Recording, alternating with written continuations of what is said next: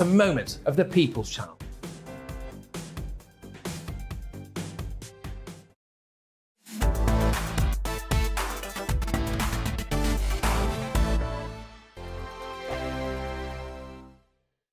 We are GB News. And we'd like to say thank you to each and every one of you for helping our great nation find its voice. We're absolutely everywhere. Across England, Scotland, Wales and Northern Ireland. On TV, on radio and online. We're proud to be The People's Channel. Britain's news channel.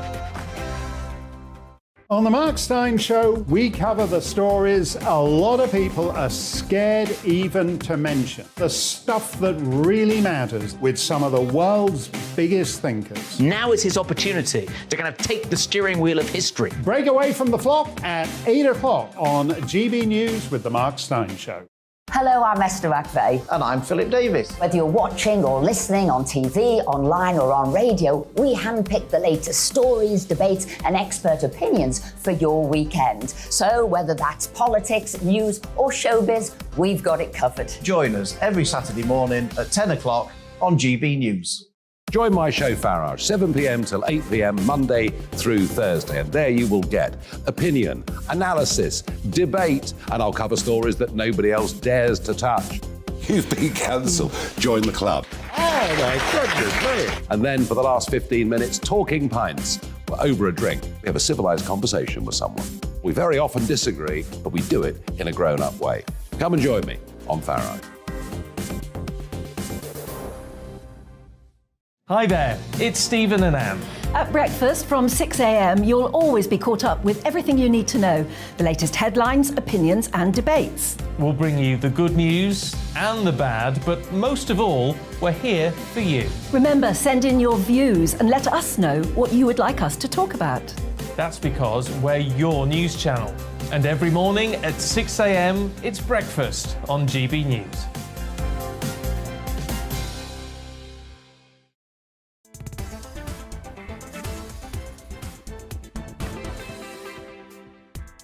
Hello, good afternoon and welcome. This is GB News on TV, online and on digital radio. I'm Nana Akua, and for the next 2 hours, me and my panel will be taking on some of the big topics that are hitting the headlines right now. This show is all about opinion. It's mine, it's theirs, and of course it's yours. We'll be debating, discussing, and at times we will disagree, but no one will be cancelled. So joining me today, it's comedian Leo Kearse and also councillor Claire Pearsall. Before we get started, let's get your latest news headlines.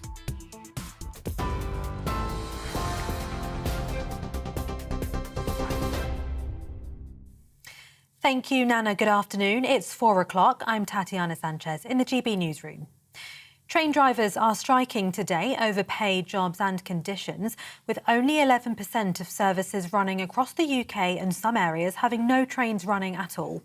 Members of the ASLEF, RMT and TSSA unions have walked out for 24 hours, with Network Rail urging the public to only travel if necessary. The strikes are set to cause major disruptions to thousands of people planning to take part in the London Marathon tomorrow. RMT Union Secretary-General Mick Lynch says they will strike until they reach an agreement. There will be more action like this because people in Britain are being made deliberately poorer by this government every day of the week, and we've got to rebalance that. This is part of that campaign. We're going to get a deal for our members through negotiation, but supported by strike action. So it is working. It's costing the government £30 million every time we go on strike, and they're subsidising these companies to keep this going. If they change their position, we can get a negotiated settlement, and that will be a win for every worker in this country. Royal Mail workers have begun day 2 of their 48-hour strike in a long-running dispute over pay and conditions. Members of the Communication Workers Union have formed picket lines outside delivery and sorting offices, affecting deliveries right across the country. A further 19 days of strikes have been announced throughout October and November. Householders are being advised to take a photograph of their meter readings today as energy prices rise to record levels. Regulator Ofgem says it could help to avoid being overcharged. The new price cap is now in place, with a typical household expected to spend around £2,500 a year. That's up from £1,971. The figure was expected to be £1,000 higher without the government's energy bill relief scheme. Energy consultant Catherine Porter told us ultimately the public will still pay.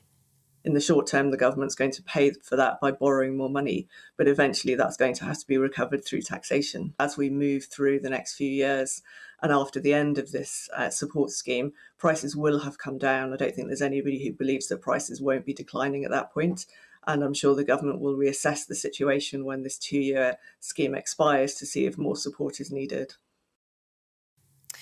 The Chancellor has defended his mini-budget, saying the government had to do something different to spark the economy. Writing in the Daily Telegraph, Kwasi Kwarteng insisted he'll produce a credible plan to get public finances back on track by tightly controlling public spending.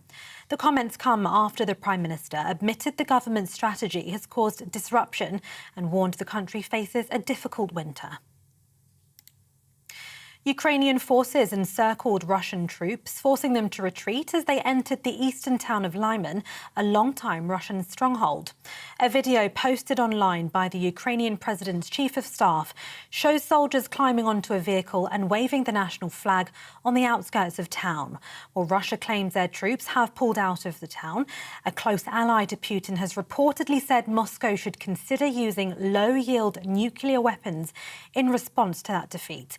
It comes as Russia has vetoed a United Nations resolution condemning Moscow's illegal annexation of 4 areas of Ukraine. President Putin declared that people living in Luhansk, Donetsk, Kherson and Zaporizhia would become Russian citizens following recent so-called referendums.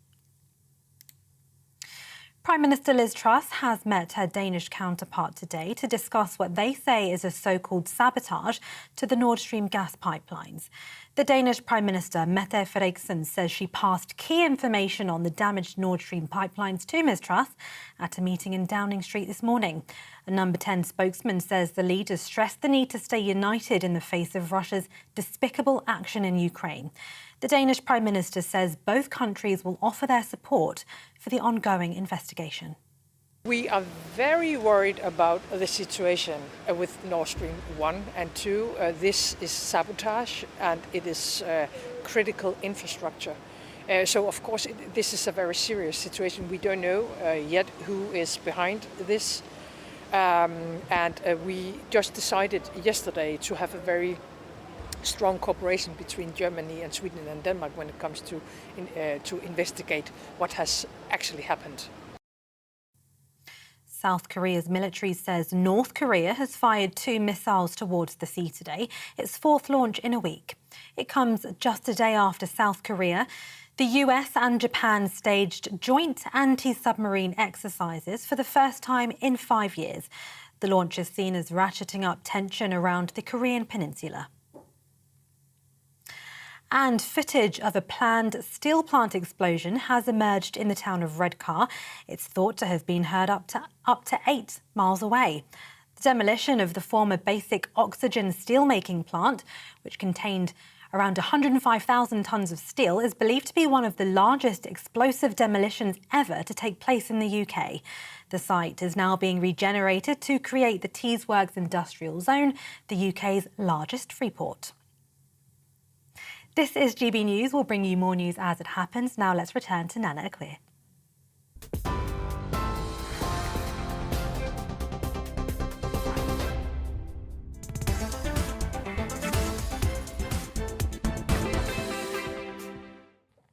Good afternoon. You're with me. I'm Nana Akua. This is GB News. Welcome on board. We are live. Now, also, we've got so much packed in the show, so stay tuned. You can also catch us on the YouTube and also on our app. Now, the Tory party appear to have forgotten that they still have an almost 80-seat majority, and they are seamlessly providing their own opposition to themselves. Now, I want to laugh, but unfortunately, I, like many others, am holding my head in my hands. The party weren't happy with Boris, the person who the public elected democratically, providing them with this huge majority. So because of COVID and cake, they decided to depose him. I believe many were still seething from losing the Brexit argument, the established media for one, then there's the lacklustre opposition led by a man who even those in his party call boring. That, alongside a load of embittered Tory MPs, meant that they managed to persuade those around Boris, despite him winning the vote of no confidence, that we would all be better off without him. At the time, I recall saying that they would live to regret that decision. Enter leader number 4, Liz Truss. I think she's number 4 since Cameron. I've lost count. Truss has come out with a bold, groundbreaking fiscal event. And my God, as events go, it was one that won't be forgotten. With her Chancellor, Kwasi Kwarteng, they made some decisions I believe were necessary, but decisions that no other leader was prepared to make, as it would mean that they had become very unpopular. Let's face it, no one wants bills and interest rates to go up. Now, instead of rallying behind their leader, the once great Tory party appears to be setting itself on a path of destruction once again. And there is now talk, after just 3 weeks of Liz Truss being in charge, of yet another leadership challenge. Enough already. Apparently, the Labour Party are now 33 points ahead in the polls, with not a single one of these polls putting the Tories in the lead. Even after the anti-Semitism row, Keir Starmer's inability to define a woman, Beergate, and a lack until now of any coherent policies, people are saying that they would now rather back Labour and that they are sick and tired of the constant infighting of the Tory party. There's a thing in politics called collective responsibility, where members work together to reach a goal. Unfortunately, those days are gone, and the Tory party risks self-annihilation. Stop the infighting, make this budget work, or you're finished.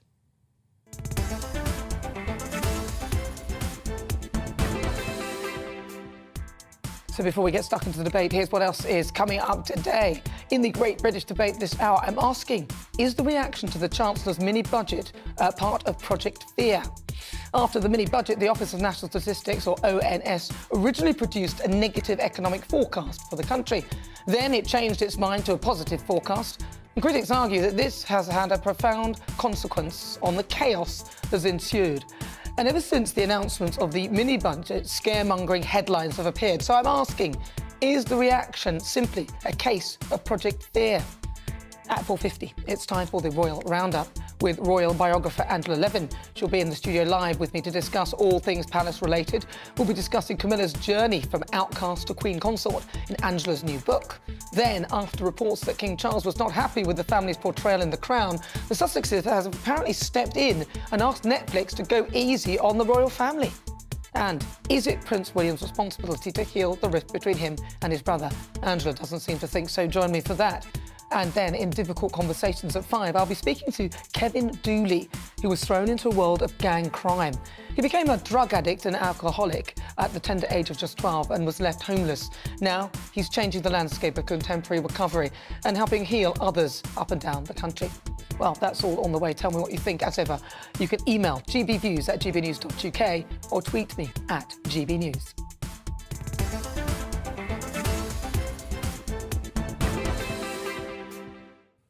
Right, let's get started. Let's welcome again to my panel, comedian Leo Kearse and Conservative councillor Claire Pearsall. Right, well, welcome. Nice to see you, Claire. You're in Leopard. Yeah. I'd be wearing that. Brighten up for a Saturday afternoon. That's really nice. I quite like that. Anyway, nice to see you, Leo. What about my jacket? Nothing to see here. So, Claire, you are a Tory councillor.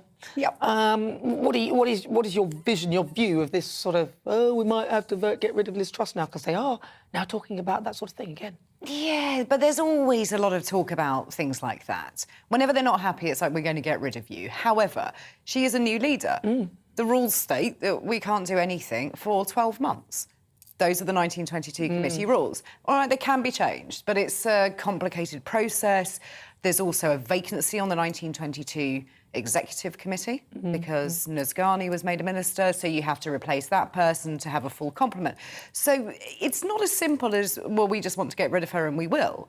So there can be some snarking in the background. There always is. And especially ahead of conference, everybody has come out of recess and they've seen Labour Party conference and now it's our own conference. And it's almost that bit before going back to school where everybody doesn't know. No, they're always doing. This is always worse. This is not helpful. It's not helpful, though, is it? Because you would think that they might think, well, we're going to have to work in the interests of this country, but they're so self-centred. All they're thinking about is, oh, I might not be elected for my seat if I don't do this. And to be honest, the 1922 committee, well, last time when Boris won his vote of no confidence, they wanted to change the rules. So that doesn't necessarily work out. What do you think, Leo? Yeah, I mean, I think changing leaders right now, I mean, part of the reason we're in the situation, the Tory party's in the situation it is because of the 8-week selection process, which is way too long. I mean, we can just have the balls in a box and we'll pick it out like a tombola. You know, that'd be a more effective way of picking a leader. And I understand that, you know, Conservative MPs, particularly in the Red Wall and these newer seats that Tories have taken, are concerned that they won't get elected next time round. And it is really worrying, because normally when you've got economic catastrophe, you can vote in the Tory party to fix it. We don't have that option now. It's the Tory party that caused it. No, I don't think that. But a year and a half is a long time in politics. A week's a long time in politics. So I think we can see what Liz Truss does. I mean, ideologically, she's on the right track. It just wasn't the right time to just rip up the rule book, you know, introduce these... No, it was. Yeah, I think it was. You had to. I mean, look, we can't carry on twisting the way we are. I mean, do the same thing, get the same result if you carry on with this nonsense. Well, I mean, the collapse in the pound, the criticism from the IMF. But there is a sort of modicum of that. But we also had to do something. It was so stagnant. The economy was so stagnant. Unless you come up with something bold, you were just going to continue along the same lines. But I do agree with you that it shouldn't necessarily have been all at once. You could have done the energy grant scheme, you could have done the lower rate of tax for a start, and then held the other tax changes that you wanted to make until March, April of next year. Why you didn't all have... Because you will spook markets. It's just common knowledge that you will spook markets. They aren't going to be happy with no plans to pay down a debt repayment. We are borrowing a lot of money. A lot of people made money out of that, though. A lot of the traders in the city were rubbing their hands with glee when the pound slid like that. I mean, and actually, it's actually... Well, yeah, exactly. So don't give them money. This is like when Soros bet against the Bank of England. Don't let people be able to make that money from catastrophic fiscal policy. No. And also, I mean, part of the problem is that Truss didn't come through and announce everything at once, because she should have announced what she was going to do to save money, as well as saying, you know, what she's going to spend money on these tax cuts. She should have said, but we're going to save money. We're going to scrap every single equality, diversity and inclusion department in the public sector, because I don't think the NHS isn't a hotbed of racism and homophobia. No. It doesn't need these departments. She won't have anything left to say that if she did that. No, I think I put this down to a bit of naivety, actually, because obviously you're a new leader, you'll make lots of mistakes, especially at the beginning. And this was the first thing they did. But there's no space for mistakes when you're Prime Minister. Well, that's a nonsense thing to say. They all make mistakes. They are not automatons or machines. They are human beings. So they're going to make mistakes. So I accept a margin of error. But what I'm saying is perhaps the Tory party themselves should be honest and accept a level of error as well. I think they're too quick to come in and say, oh, we're going to get rid of them all. There's even talk they were talking to other Labour MPs to join with Labour MPs to... Why don't you just join the Labour Party then, if that's what they want? You think they're going to win? You won't get your seat back. Don't give them ideas. Well, they might as well. They're no use to the Tory party. They've got a majority of almost 80. Obviously, a few of the MPs have disappeared for certain reasons we won't go into. But the point of this is that they've got a majority. What are they doing? Why are they doing this? But you know that rumour that Tory MPs are talking to Labour MPs? Well, we've just had the Labour Party conference. So where do we think these rumours have come around? All the Tory MPs back in their constituencies, they're not in Westminster. They're not in a room with Labour MPs. They don't have them on WhatsApp groups. So I think there's probably a little bit mischief-making from the Labour Party. They've come out on a high from their own conference. They've thought, oh, I know what we'll do. We'll put this out there and see if anybody bites. And they have. Well, of course they would, though, and especially with the way the pound slid and fell. But what I'm saying is when the pound slid like that, the Tory MPs should then be almost working together as a team to try and back up and help support it so that we don't end up in this cycle. But instead, what we're hearing is, oh, God, things have gone wrong. Let's get rid of them. Let's start again. Listen, we're not going to pay. Listen, you Tory MPs, if you're watching now, we're not going to carry on paying for you like this. We're paying for them to, what we'll do is we'll avoid making a decision and we'll just get rid of them. So 8 weeks later, oh, we don't like that. They haven't done anything in the gap. Oh, we've had a recess now. Oh, obviously, we had the funeral, so we all respected that moment. But then there's a conference, then there's this. I mean, and now they're going to try and get, if they're serious, I mean, that'll be like, how many months? What are we on now? 3-4 months? Yeah, absolutely. And what people need right now, what the markets need to see is some stability and not this, these plans didn't work, so we're going to roll back in them and change them. It's like, no, we need to actually stick to something and see it through. And honestly, I think long term, these, I mean, even though it's not the perfect, tax cuts, I don't think they are going to, they're going to increase inflation, and also they're not going to stimulate growth. I think they're smarter tax cuts that could have been made, but what do I know? I'm a comedian. But, ideologically, they're the right kind of, it's moving in the right direction. We were paying more tax, or we are paying more tax than Norway in this country. So for anybody to say that, we're suddenly becoming this low tax, Texas type state is an absolute nonsense. I think you make a good point. You don't know anything. You are a comedian. But I'm considerably funnier than you. Claire, so let's put that to the test. Well, yeah, all right. Final test. I think they need to all come back to Westminster. I think, it's been so long since they've been together, and when you're off in isolation, you get panicky. When you speak to your constituents, you get panicky. What you need is them all to come back together again. Because then you'll get the consensus, and then you'll start working towards the same goal. You wish. I hope. We all hope, for goodness sake. Well, if you just join me, you're with me. I'm Nana Akua. This is GB News on TV, online and on digital radio. Now, after the break, it is time for our Great British Debate this hour, and I'm asking, is the reaction to the mini-budget Project Fear? Now, the ONS, or Office of National Statistics, revised its economic forecast for the country, and it's now predicting growth. That's right, it didn't say that before, it just went, ah! And so, of course, the markets crashed. There were loads of other things that went on. Critics say that this has dramatically contributed to the economic crisis the country is facing now. Meanwhile, ever since the announcement of this budget, people have been hit with scaremongering headlines. I mean, if you've been reading the papers, you would think that it was all the fault of the Tory party. What do you think? So is the reaction simply a case of Project Fear? Send me your thoughts. Email gbviews@gbnews.uk. Tell me what you think. You can also tweet at GBNews. And right now I've got a poll up asking you that question. Is the reaction to Kwasi Kwarteng's mini-budget Project Fear? Cast your vote now. I'll see you after the break.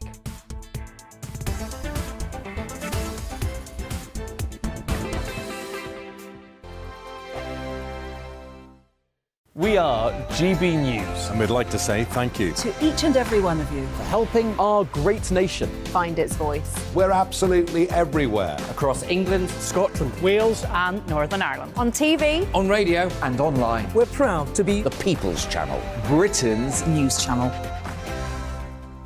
On the Mark Steyn Show, we cover the stories a lot of people are scared even to mention. The stuff that really matters with some of the world's biggest thinkers. Now is his opportunity to kind of take the steering wheel of history. Break away from the flock at 8 o'clock on GB News with the Mark Steyn Show. Hello, I'm Esther McVeigh. And I'm Philip Davis. Whether you're watching or listening on TV, online or on radio, we handpick the latest stories, debates and expert opinions for your weekend. So whether that's politics, news or showbiz, we've got it covered. Join us every Saturday morning at 10 o'clock on GB News. Join my show Farage, 7 p.m. till 8 p.m. Monday through Thursday, and there you will get opinion, analysis, debate, and I'll cover stories that nobody else dares to touch. You've been cancelled. Join the club. Oh my goodness me. And then for the last 15 minutes, talking pints. We're over a drink. We have a civilised conversation with someone.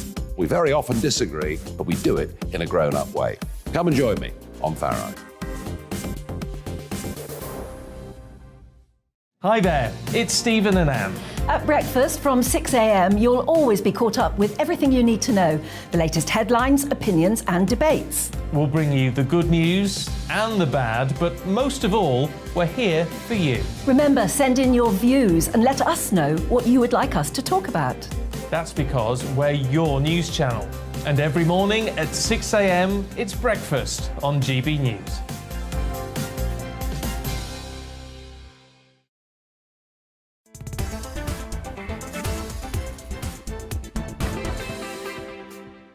Good afternoon. It is fast approaching 22 minutes after 4. This is GB News. We're live on TV, online and on digital radio. We are the People's Channel. I'm Nana Akua. Now, before the break, we were discussing whether a united Conservative Party can turn around the cost of living crisis.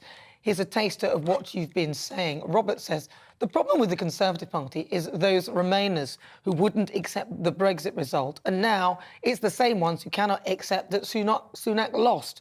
Well, keep your views coming. We love those. We'll hear more of those later on in the show. But now, as ever, it's time for the Great British Debate this hour. And I'm asking, is the reaction to Kwasi Kwarteng's budget Project Fear. Now, since the mini-budget was announced, the government have been relentlessly criticised by the media. Newspaper headlines have declared the budget as a disaster, a failure, and it hasn't even been implemented properly yet. That is the point. The media have described Truss and her Chancellor's budget as a gamble. Well, to be fair, I mean, you know, nobody knows what the result is. You've got to throw the dice sometime, haven't you? Which, according to them, is destined to fail.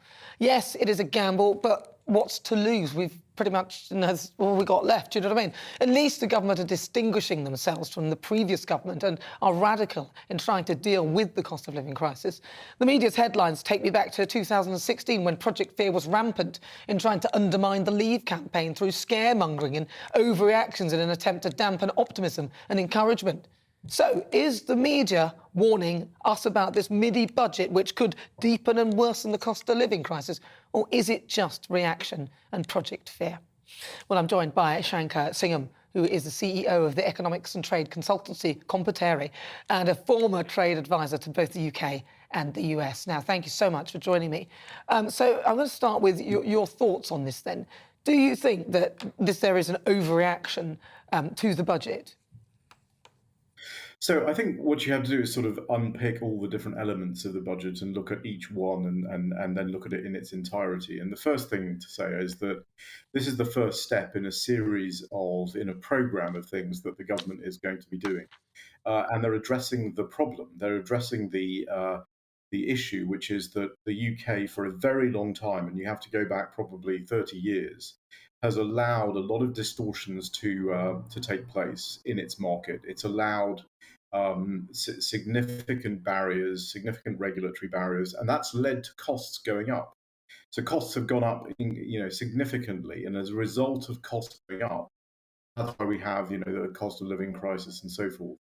And so it's very important that they work to reduce those costs, and they've done that by this budget. And what they're doing is including some what we call supply side reforms, so regulatory reforms in terms of the things that are produced, in order to lower the cost of your housing, your energy, all of those things. You're going to see a lot of announcements on regulatory reform there. They've taken down the top rate of tax, the 45% rate. Now that's got a lot of attention, but the amount of money that is costing is about £2 billion. So it's not a huge amount of money that's costing. So broadly speaking, what we are seeing is a reaction to this from very powerful invested interest groups. There are a lot of financial market players who have benefited from a very cheap access to money, easy money for too long, has led to a lot of practices that wouldn't ordinarily happen when you have ordinary interest rates set at ordinary levels. And so we've seen a lot of that reaction, and we can look forward to a lot more of that kind of reaction going forward. And I think it's really important that they hold the line and that they are robust and they continue to deliver these reforms, because if they deliver these reforms, you will see a reduction in the cost of living, and you will see economic activity stimulated, and you will see growth go up to levels that we haven't seen in the United Kingdom since well before the financial crisis. Wow, well, that's very succinct. Well, Shankar, stay there, because I'm just going to bring on Peter Edwards. He's a former editor of The Labour List. Peter, OK, so you heard what Shankar says. What is your view? Do you think that the market's reaction was an overreaction?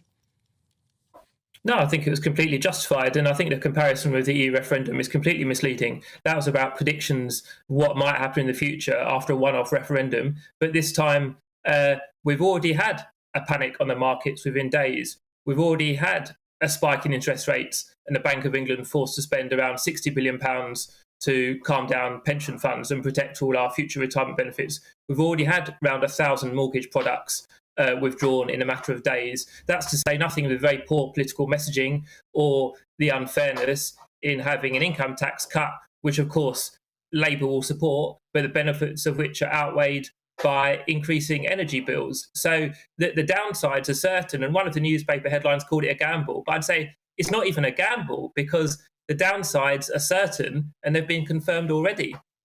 What about, though, Peter, Shanker's point, which he made, that a lot of those in charge of regulatory bodies, some of the, not the regulatory bodies, but some of the financial institutions were benefiting from the status quo, which was not beneficial to the market as a whole and to us as consumers. So these low interest rates that they were taking advantage of, things like that. Well, markets, whether you're talking about a big bank or a hedge fund, or they're the other end of scale, another type of market, like bookmakers, they're not party political, they're not partisan, and they're one of the most adaptable institutions in the world, because they just want profit for themselves and prosperity for a country they're based in. So the idea, I think, that ideology sways market makers is nonsense. They're completely adaptable. My personal view is lots of people in the city, not all, but lots of people in the city are Conservative supporting and have supported various Conservative governments, but they have still reacted in a very negative way. And you have to bear in mind, as well as it being very laissez-faire economics, you might say non-traditional Tory economics, there's also been a hopeless set of political messaging about it and the refusal to publish forecasting by the independent OBR. So you have not just bad economic decisions, ill thought out, but you also have what you might call jiggery-pokery in terms of independent analysis or the lack of it. Well, OK, Peter, well, I'm going to bring Shanker in there because you've made a few comments and I want to give him a chance to reply on those. So Peter, Shanker, Peter was saying that basically comparing it to the referendum, the EU referendum, is misleading. I think the broader point here is how do we actually measure the economic, the models that we use to measure the economic effects of what's actually happening here. So we've seen already the biggest giveaway, and the thing that the market reacted mostly to, was the energy price freeze, which at one point looked like it was going to cost 160 billion. That projection is now down to 60 billion. And the issue is that it's very, very difficult to model these outcomes in a dynamic way. It's very hard to see what this is going to be. We've seen some models now suggesting that the government actually on the current path will go into a small surplus in 25, 26. So you see the wide variations in forecasting, and in terms of the how the financial players in the financial markets operate. I mean, if you look at the LDS market, the market of the products that caused all the problems in the mortgage market, about 10 years ago, that was a £40 billion market because of very low interest rates that are artificially low. These are not the interest rates that the market would normally come to. They've been artificially suppressed as a result of printing of money and so forth. That market has gone from 40 billion to 1 billion in 10 years. So we are storing up potential significant problems, and people have become dependent on the massively distorted cost of money. The money has become, very easy, and when it becomes very easy, people do things that they wouldn't do when it's more difficult, when it's the interest rate is at a market level. And that's what I think we need to do now, is to reduce these distortions in our market. Your line is going down a little bit. When you do that, you'll... Shanker, your line is going down a little bit, so I'm going to get Peter to respond to that. Peter, can you respond to that? He's saying that actually interest rates and things were kept low in quite an unnatural state, and they would have had to come up at some point, and now is the time. What's your thoughts? Well, Shanker ended up sounding quite gloomy about the future under this government, so maybe perhaps a bit closer to my position than we'd appreciated. But it's absolutely right to say markets were, interest rates were at an historically low rate. When in another life, when I was a financial journalist, the former governor of the Bank of England, Mervyn King, called it the nice decade, non-inflationary, consistent expansion. Well, now we have the opposite. We have record inflation. That hurts me, you and everyone watching, and we don't have expansion. Growth is bobbing just above or just below zero, depending when you measure it. So to go back to your question, the answer, it's not a gamble about the future from the quasi-Kwarteng budget. We are worse off already, and the rise for ordinary folk in personal allowance didn't happen. We get a penny off basic rate of income tax, but that is outweighed by increased mortgage costs every month and higher energy bills. So I'm sorry to sound like a broken record, but people are worse off.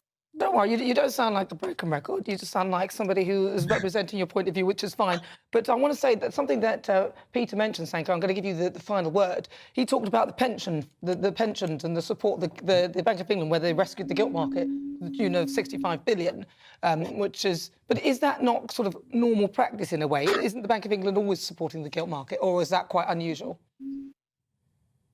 Well, the Bank of England does intervene in markets from time to time for stability and fiscal reasons.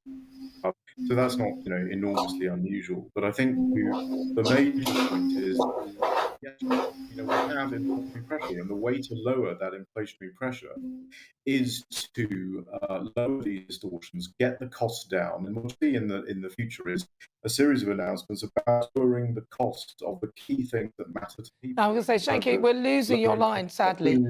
Unfortunately, you need to get a decent internet connection because we're losing your line, sadly. But it's really good to talk to you, and your thoughts are much appreciated. That is Shankar Singham, CEO of Competere and former trade advisor to the UK and US, and also Peter Edwards from The Labellist. Thank you so much, both of you, for joining me. Right, well, it's just fast approaching 34 minutes after 4 o'clock. You're with me, I'm Nana Akua. This is GB News. We're live on TV, online and on digital radio. After the break, we'll continue with the Great British Debate this hour. I'm asking, is the reaction to Kwasi Kwarteng's mini-budget project fear? Now, you'll hear the thoughts of my panel, comedian Leo Kearse and Conservative councillor Claire Pearsall. And at 5, in Difficult Conversations, I'll be speaking to Kevin Dooley, who was caught up in a world of gang crime. He became a drug addict and alcoholic at the tender age of just 12 and was left subsequently homeless. Years later, he wanted to turn his own harsh experience of life into hope and light for others, helping people overcome their demons. That's on the way, but first, let's get your latest news headlines.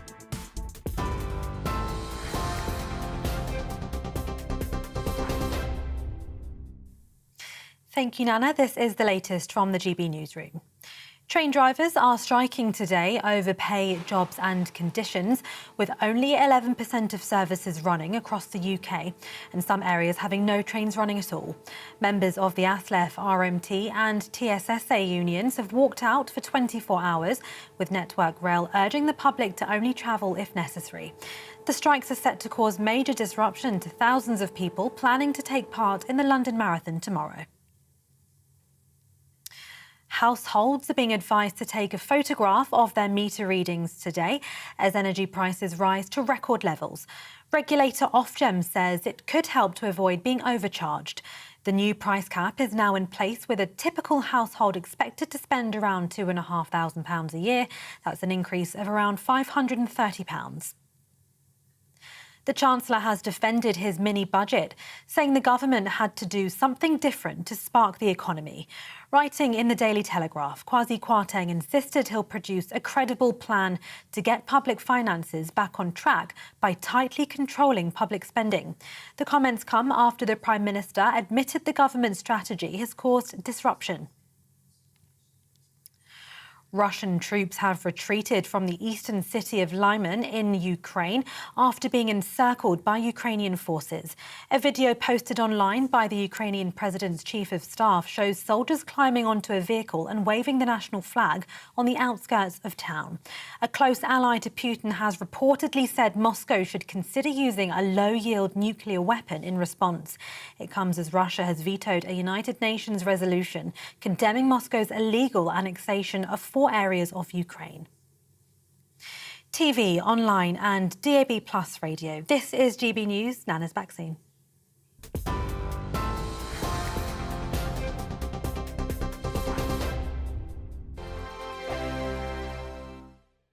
We are GB News. And we'd like to say thank you to each and every one of you for helping our great nation find its voice. We're absolutely everywhere. Across England, Scotland, Wales and Northern Ireland. On TV, On radio and online. we're proud to be The People's Channel. Britain's news channel. On the Mark Steyn Show, we cover the stories a lot of people are scared even to mention. The stuff that really matters with some of the world's biggest thinkers. Now is his opportunity to kind of take the steering wheel of history. Break away from the flock at 8 o'clock on GB News with the Mark Steyn Show. Hello, I'm Esther McVeigh. And I'm Philip Davis. Whether you're watching or listening on TV, online or on radio, we handpick the latest stories, debates and expert opinions for your weekend. So whether that's politics, news or showbiz, we've got it covered. Join us every Saturday morning at 10 o'clock on GB News. Join my show Farage, 7 p.m. till 8 p.m. Monday through Thursday, and there you will get opinion, analysis, debate, and I'll cover stories that nobody else dares to touch. You've been cancelled. Join the club. Oh my goodness me. And then for the last 15 minutes, talking pints. Over a drink, we have a civilised conversation with someone. We very often disagree, but we do it in a grown-up way. Come and join me on Farage. Hi there, it's Stephen and Anne. At breakfast from 6 a.m, you'll always be caught up with everything you need to know, the latest headlines, opinions and debates. We'll bring you the good news and the bad, but most of all, we're here for you. Remember, send in your views and let us know what you would like us to talk about. That's because we're your news channel. And every morning at 6 a.m, it's breakfast on GB News.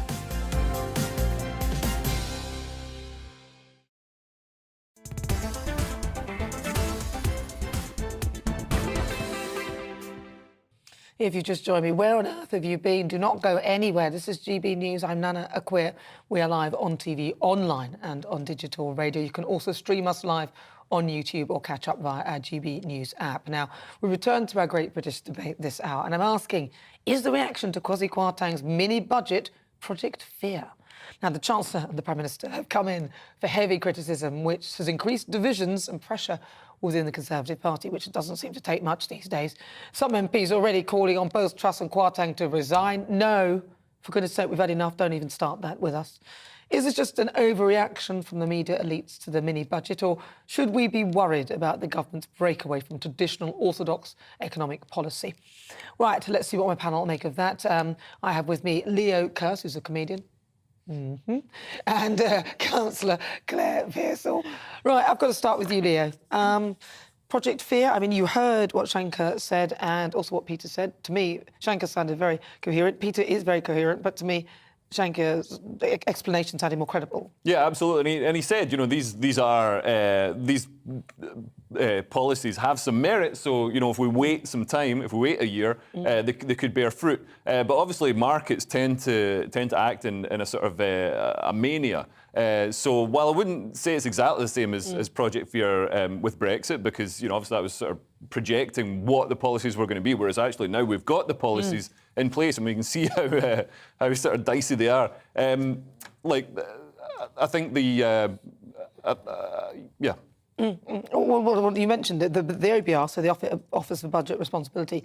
I think they were the same ones that predicted that, oh, Brexit will be terrible, this, that and the other. And they actually came about and said, no, we were wrong.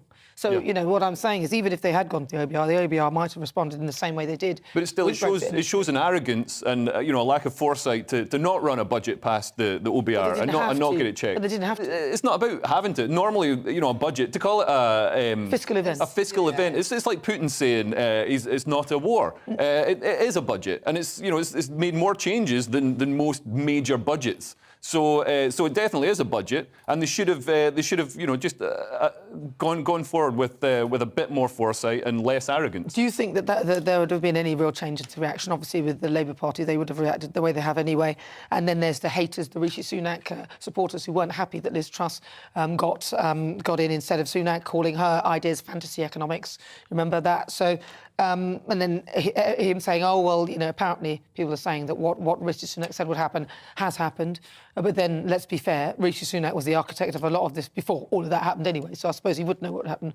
Yeah, I mean, part of this is, I mean, as Shankar was saying, we've had decades now of just, well, I mean, since 2007, 2008, of just unlimited, you know, almost free money. And that's really distorted markets. It's distorted right down to household budgets. You know, so much household wealth is now stored in the homes because all that money has to go somewhere. So it goes into fixed assets. So it goes into houses. So now buying a house, everybody who's bought a house over the last few years is now going to be sitting with negative equity as you know, house prices fall. People can't pay back their mortgages. So yeah, we've stored up. I mean, the trouble is, you know, it's almost like playing Jenga. Every year we've been been adding on. We've been saying, oh, we can just inflate our way out of this problem. We can print more money to keep the economy going. But eventually, those bills need to be paid. Well, that's capitalism. The market will find the actual price. What do you think? Yeah, and what was really interesting is this reliance on cheap and easy money. And I think that we've all, not just the markets, but individuals, as you were saying, in households, you've got used to being able to get a cheap rate mortgage, to borrow a lot of money. So I think there's a bit of fault here on both sides. Consumers will obviously take what is available to them and, the top up for that as well. Why wouldn't you? And markets are offering it because they know they can make more money in the long run. So I think we need to sort of break that cycle. The OBR report would have been really helpful to have. I think it would have actually staved off a lot of the criticism if we'd had that analysis alongside it. Because I think sometimes if you can understand what the Chancellor and the Prime Minister are thinking, this is going to be difficult for this length of time, long term we are looking at this, this and this, you can kind of then justify what's going on. I think it's all been sort of thrown up in the air and people have grabbed at bits and pieces and criticised them when realistically we need to look at it as a whole. But you can't blame people for just picking at things because that's what they've been given to do. Well, they didn't. I think a lot of people didn't fully understand it, and it's great to have people like Schenker to explain it so in plain English, so we get where this is going. But bear in mind, the ONS had made some statistics that were wrong, which they then said, oh, these are wrong. And the OBR has already made a mess of the ideas of what would happen with Brexit, everything would crash, and it didn't happen. So I understand why they probably didn't have any confidence in those institutions to sort of give an actual view, because of so many of the mistakes that can be very, that can be very damaging. And if they had, I think what has happened, and I think we need to look forward to the content of their budget and the potential effect of it against what would have happened if they had carried on the same trajectory. Yeah. And I mean, I'm hearing from Scottish people they're actually thinking of moving to England to pay less tax. Can you believe that? Well, that was part of the reason why they dropped the high rate. Exactly. It's going to encourage people. It's going to encourage non-doms, which might actually help some people in. As long as they pay tax. Might encourage some people in the Tory party to stop being non-doms and domicile themselves in the UK and pay tax. Well, come on then. This show is nothing without you at home, so let's find out what your views are. Let's welcome our great British voice, your opportunity to tell us what you think about the topics we're discussing. Right, so where should we head over to? Should we head over to Lincolnshire? Sounds quite nice, doesn't it? We'll go there. Should we have a chat with Anthony Stephen Malone? Let's see. Anthony. Hello, welcome. Nice to see you. So what's your take on this? Do you think that the media and those around have created a kind of Project Fear scenario? Well, everyone's going to have their own opinion about this. The budget, is it a case of Project Fear or is it a case of Project Delusion? I think it's all about optics and perception. I think that's very, very important. The budget perception, a lot of the public think it was for the rich. The pound exchange rate has plummeted. We shouldn't take the emphasis off. Like, there's a lot of the public who are really struggling at this moment in time. We have nurses who are finishing their shift at hospitals, having to stand in line for a food bank to feed their families. We have military veterans who are also having to go to food banks to feed their families. We have to think about this. Also, the government, no one's mentioned this, the government needs to stop infighting and they need to reassure the nation, because winter is coming and there's a lot of worried people out there right now. A lot of very normal families out there are struggling. So I would like to hand that back to your panel. OK, Anthony, thank you so much. Really good to speak to you. That's Anthony Stephen Malone. He mentioned the fact that the whole thing about the Tory infighting, which is something that we were discussing earlier, obviously not in this section, so you may have missed it, but that's got to stop, hasn't it, Claire? Yeah, it does. It does. And I think that that's probably more of the Project Fear aspect than anything else. I think that infighting, whether it's real or imagined, it doesn't matter. The narrative is out there that the Tory party is putting itself to pieces, so that's what people are going to believe, and that's what people are going to see happening. And that's the real worry. The majority of them at the moment have stayed quiet. The majority that I speak to haven't said anything publicly about this. It's always the minority who speak really loudly. Absolutely, and they're the ones who shout loudest. Ruin it for the others. So get the majority to speak up and tell them to shut up. Well, yeah, and also he mentioned that this is perceived as being a tax cut for rich people and not helping poor people. But there has been a drop in tax for the lowest tax bracket, which is great, and I think that's fantastic. And that's something that the Tories have consistently done throughout their tenure. And also, I mean, all right, there are tax cuts for rich people, but can't the people paying for the party have a drink at the party? I mean, come on, rich people contribute so much in taxes. Yeah, they do. They pay all the tax. They pay the majority of tax. So yeah, and also, I think the tax cuts could have been a bit more clever in terms of targeting wealth rather than income. But tax cuts for income, that's workers. So essentially, that's progressive. Well, there you go. See, so I think we need to wait and see how this goes, but we need to give it a chance. The Tory party, for goodness sake, stop fighting. We're sick of it.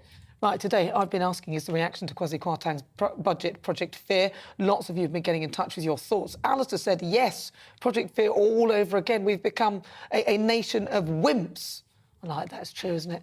Matt says, Truss and the Chancellor are insane. The Tories will be out of power for a decade. They were elected on a manifesto of levelling up. Austerity is a cost of living crisis. Is not only immoral, it's cruel. Yes, but just to bring you back to that, though, it was brought to us by the Labour Party, let's be fair. Mark says, that is what they said in the Titanic. Keep going. Do not worry about the iceberg ahead. Fair enough. Thank you. Oh, and that, yes, that's right. You said that is what they... Have I missed something? Oh, right. There's also a poll-up on Twitter. I missed the last bit, but if you were watching at home, you'd have read it on the screen. There's also a poll-up on Twitter throughout the show asking, is the reaction to Kwasi Kwarteng's budget project fair? And currently, 84% of you say yes. 16% of you say no. Interesting. Very. You're with me. I'm Nana Akua. This is GB News. We're live on TV, online and on digital radio after the break. Be ready for it. It's time for our Royal Roundup. Royal biographer Angela Levin will be joining me to discuss all the latest gossip. We'll be taking a look at Camilla's journey from outcast to Queen Consort. And, of course, Prince Harry. Should it be Prince William's responsibility to patch things up with his younger brother after the fallout? And then, apparently, the Sussexes have asked Netflix to go easy on the royal family. You know, the Crown, well, that's what they're saying. Is there a chance of some sort of reunion? We'll be back after this.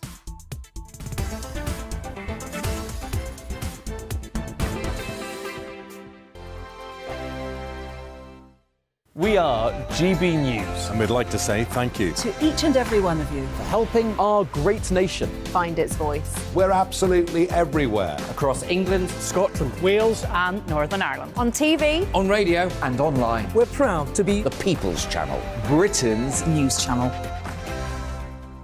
On the Mark Steyn Show, we cover the stories a lot of people are scared even to mention. The stuff that really matters with some of the world's biggest thinkers. Now is his opportunity to kind of take the steering wheel of history. Break away from the flock at 8 o'clock on GB News with the Mark Steyn Show. Hello, I'm Esther McVeigh. And I'm Philip Davis. Whether you're watching or listening on TV, online or on radio, we handpick the latest stories, debates and expert opinions for your weekend. So whether that's politics, news or showbiz, we've got it covered. Join us every Saturday morning at 10 o'clock on GB News.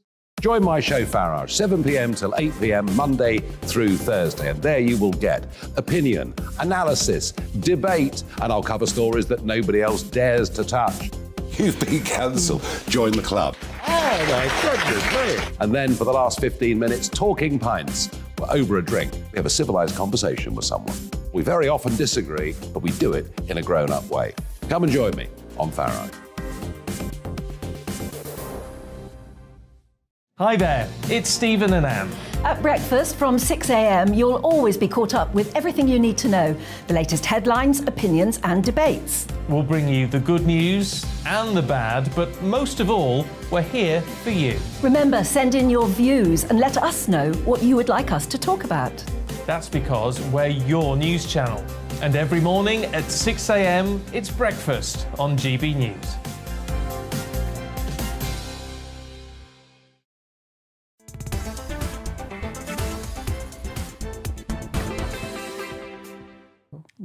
So welcome on board if you've just tuned in. Where have you been? It's time, of course, for the Royal Roundup. We're live on GB News, on TV, online and on digital radio. We are the People's Channel. I'm Nana Akua. And as ever, it's been another eventful week in the royal household.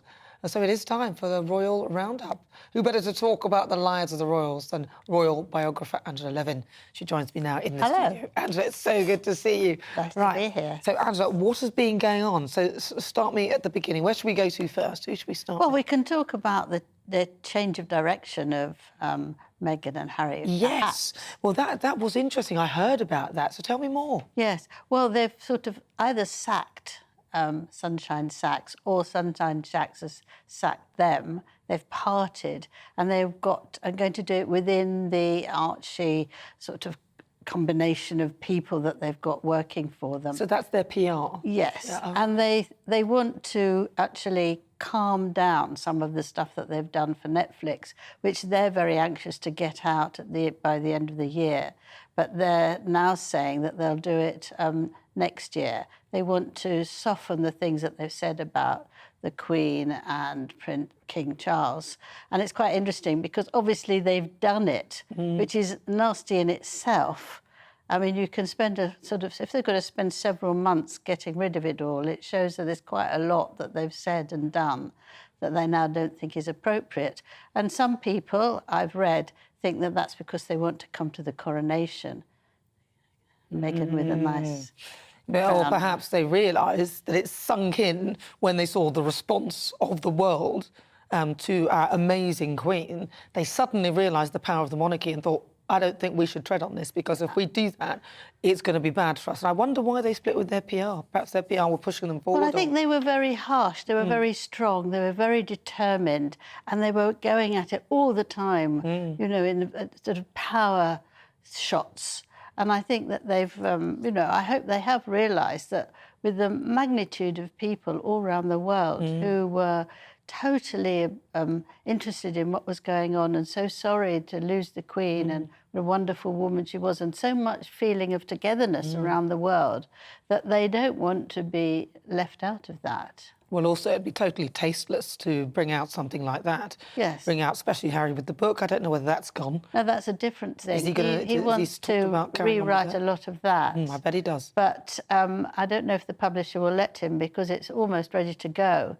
And publishers can't just suddenly quickly change things like, say, a newspaper can. So we'll have to wait and see what's in there. I think he'll throw quite a fit if they don't allow him to change things.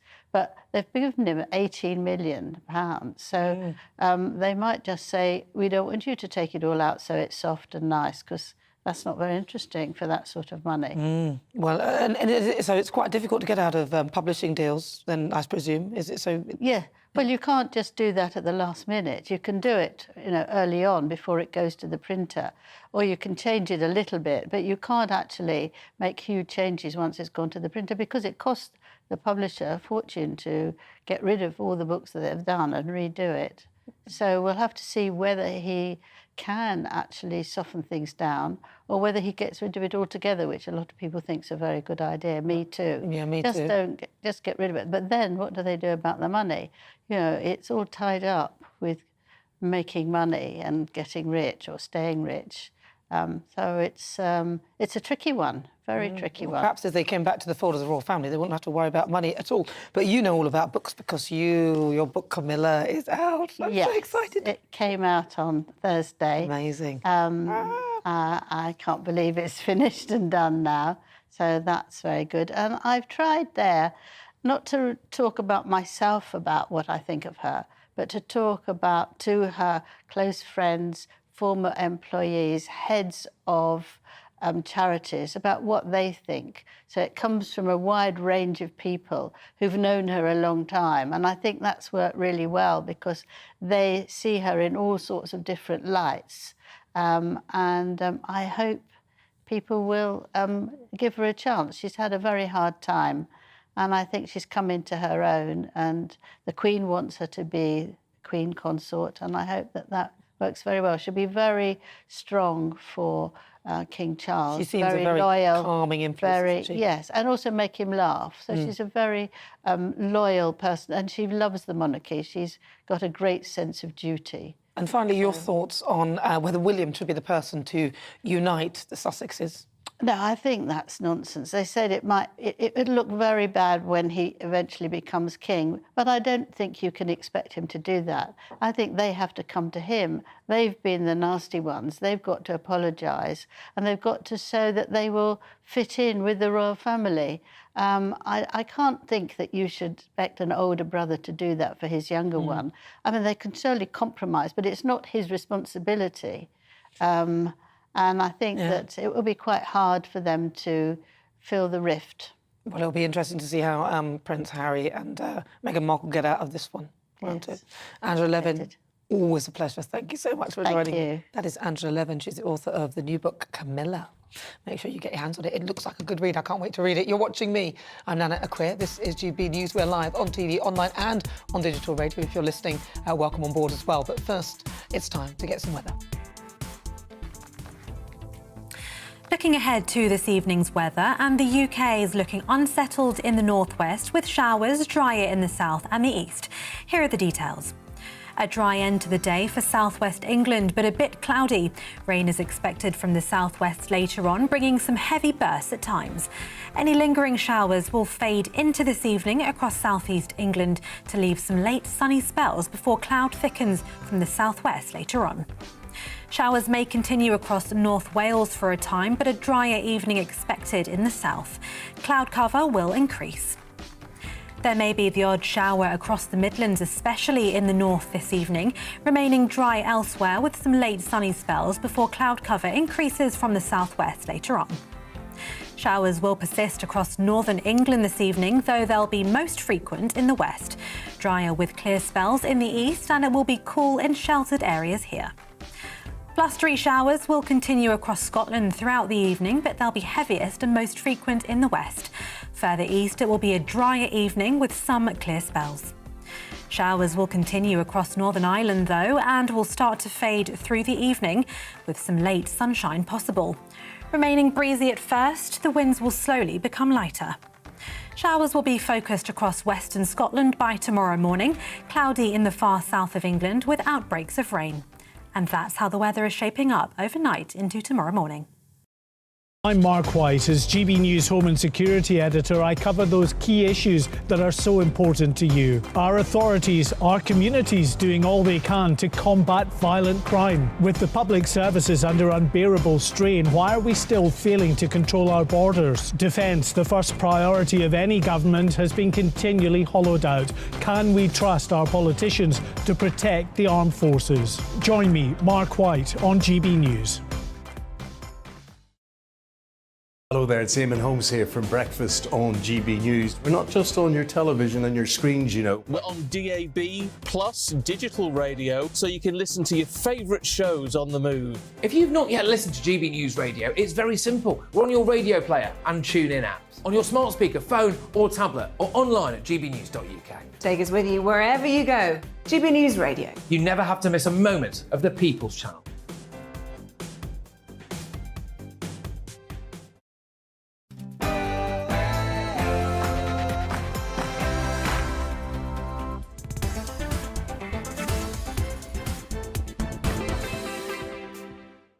Good afternoon, it's 5 o'clock. This is GB News on TV, online and on digital radio. And for the next hour, me and my panel will be taking on some of those big topics hitting the headlines right now.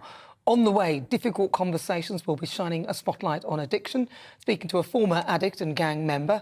And in the Great British Debate this hour, I'll be asking, should food packaging come with exercise instructions? But first, let's get your latest news headlines.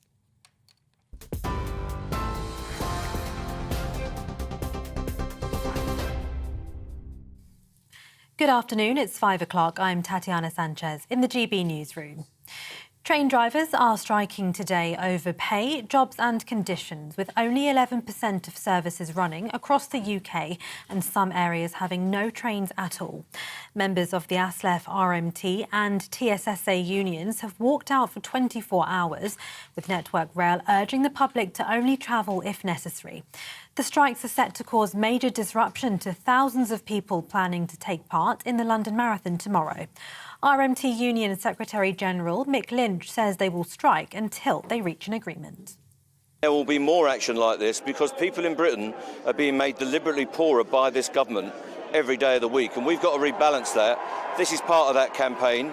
We're going to get a deal for our members through negotiation, but supported by strike action. So it is working. It's costing the government £30 million every time we go on strike, and they're subsidising these companies to keep this going. If they change their position, we can get a negotiated settlement, and that will be a win for every worker in this country. Royal Mail workers have begun day 2 of their 48-hour strike in a long-running dispute over pay and conditions. Members of the Communication Workers Union have formed picket lines outside delivery and sorting offices, affecting deliveries across the country. A further 19 days of strikes have been announced throughout October and November. Householders are being advised to take a photograph of their meter readings today as energy prices rise to record levels. Regulator Ofgem says it could help to avoid being overcharged. The new price cap is now in place, with a typical household expected to spend around £2,500 a year. That's up from £1,971. The figure was expected to be £1,000 higher without the government's energy bill relief scheme. Energy consultant Catherine Porter told us ultimately the public will still pay. In the short term, the government's going to pay for that by borrowing more money, but eventually that's going to have to be recovered through taxation. As we move through the next few years and after the end of this support scheme, prices will have come down. I don't think there's anybody who believes that prices won't be declining at that point. And I'm sure the government will reassess the situation when this 2-year scheme expires to see if more support is needed. The Chancellor has defended his mini-budget, saying the government had to do something different to spark the economy. Writing in the Daily Telegraph, Kwasi Kwarteng insisted he'll produce a credible plan to get public finances back on track by tightly controlling public spending. The comments come after the Prime Minister admitted the government's strategy has caused disruption and warned the country faces a difficult winter. Russian troops have pulled out from the eastern city of Lyman in Ukraine after being encircled by Ukrainian forces. A video posted online by Ukrainian President's Chief of Staff shows soldiers climbing onto a vehicle and waving the national flag on the outskirts of town. A close ally to Putin has reportedly said Moscow should consider using a low-yield nuclear weapon in response. It comes as Russia has vetoed a United Nations resolution condemning Moscow's illegal annexation of 4 areas of Ukraine. Prime Minister Liz Truss has met her Danish counterpart today to discuss what they say is a so-called sabotage to the Nord Stream gas pipelines. The Danish Prime Minister, Mette Frederiksen, says she passed key information on the damaged Nord Stream pipelines to Ms Truss at a meeting in Downing Street this morning. A Number 10 spokesman says the leaders stressed the need to stay united in the face of Russia's despicable action in Ukraine. The Danish Prime Minister says both countries will offer their support for the ongoing investigation. We are very worried about the situation with Nord Stream 1 and 2. This is sabotage and it is critical infrastructure. So, of course, this is a very serious situation. We don't know yet who is behind this. We just decided yesterday to have a very strong cooperation between Germany and Sweden and Denmark when it comes to investigate what has actually happened. And police say they've not yet found human remains as their search for Moors murder's victim, Keith Bennett, continues. The 12-year-old was one of 5 victims of Ian Brady and Myra Hindley, with 3 of them later being found on Saddleworth Moor. They were discovered in the Peak District by an author researching the 12-year-old's murder. Brady and Hindley murdered 5 children in the 1960s, with 3 of the victims found. This is GB News. We'll bring you more news as it happens. Now, Nana, it's back to you.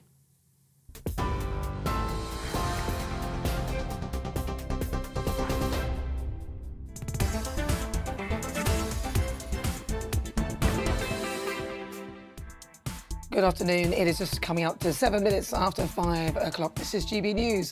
We're live on TV, online and on digital radio. I'm Nana Akua, and for the next hour, me and my panel will be taking on some of those big topics hitting the headlines right now. This show is all about opinion. It's mine, it's theirs, and of course it's yours.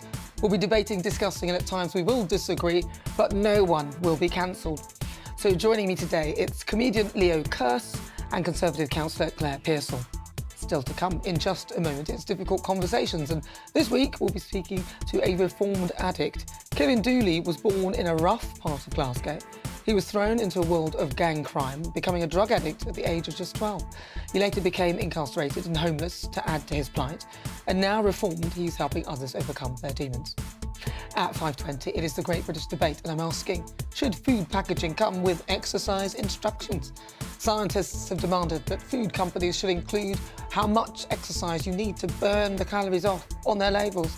With 28% of adults in England being obese, is it time for the government's intervention? Or is it telling people to exercise whilst they go out about their weekly shop a little bit too passive-aggressive?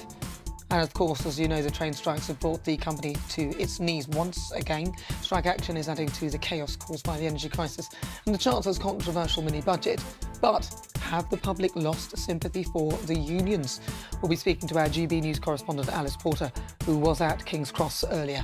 And of course, we want to know your views as ever. You can email gbviews@gbnews.uk or tweet me at gbnews.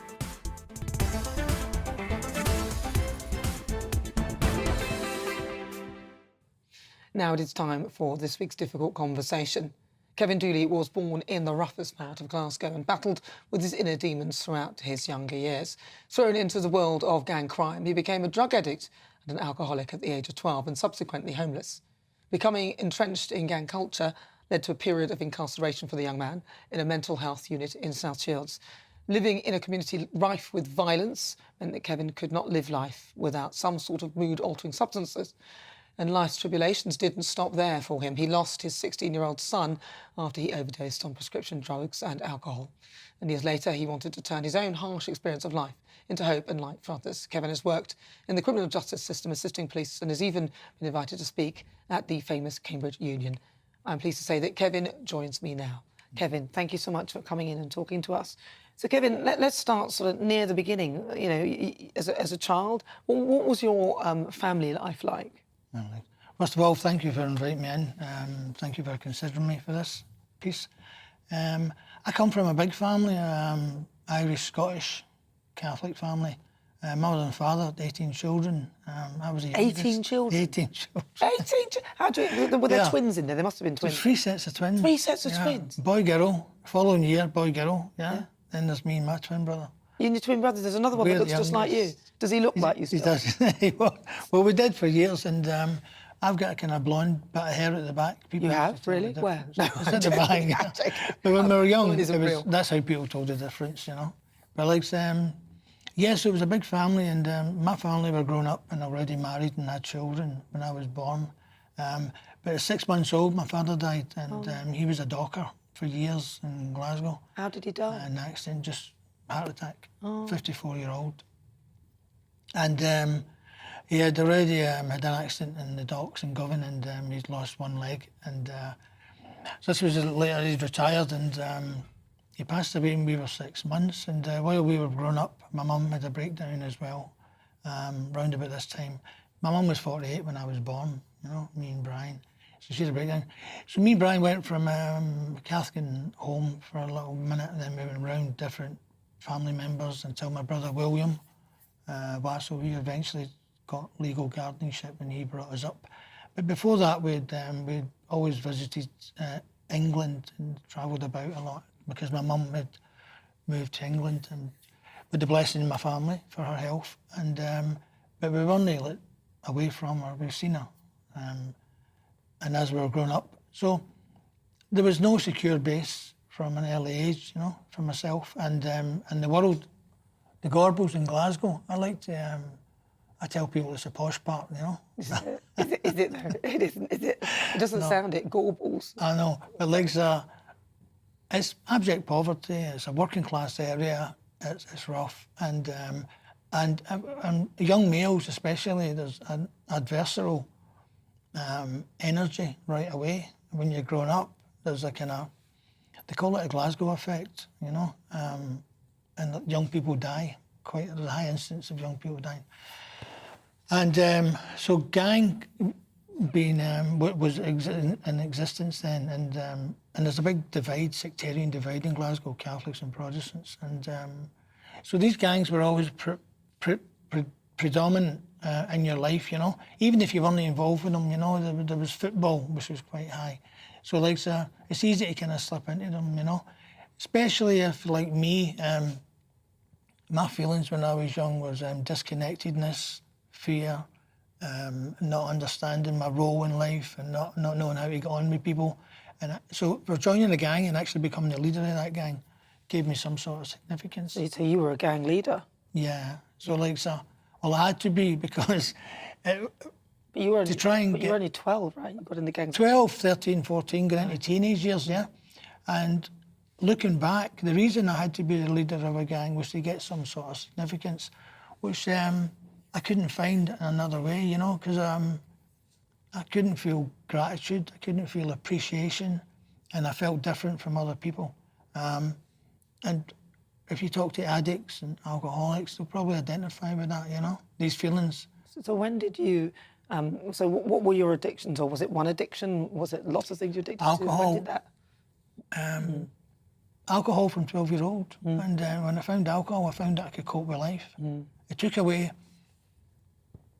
a state of mental and emotional distress that I had been feeling when I was growing up, and I couldn't tell no one about, because in Glasgow we don't talk about your feelings, you know, where I come from. I mean, if I had a feeling, my mother was phoning an ambulance, you know.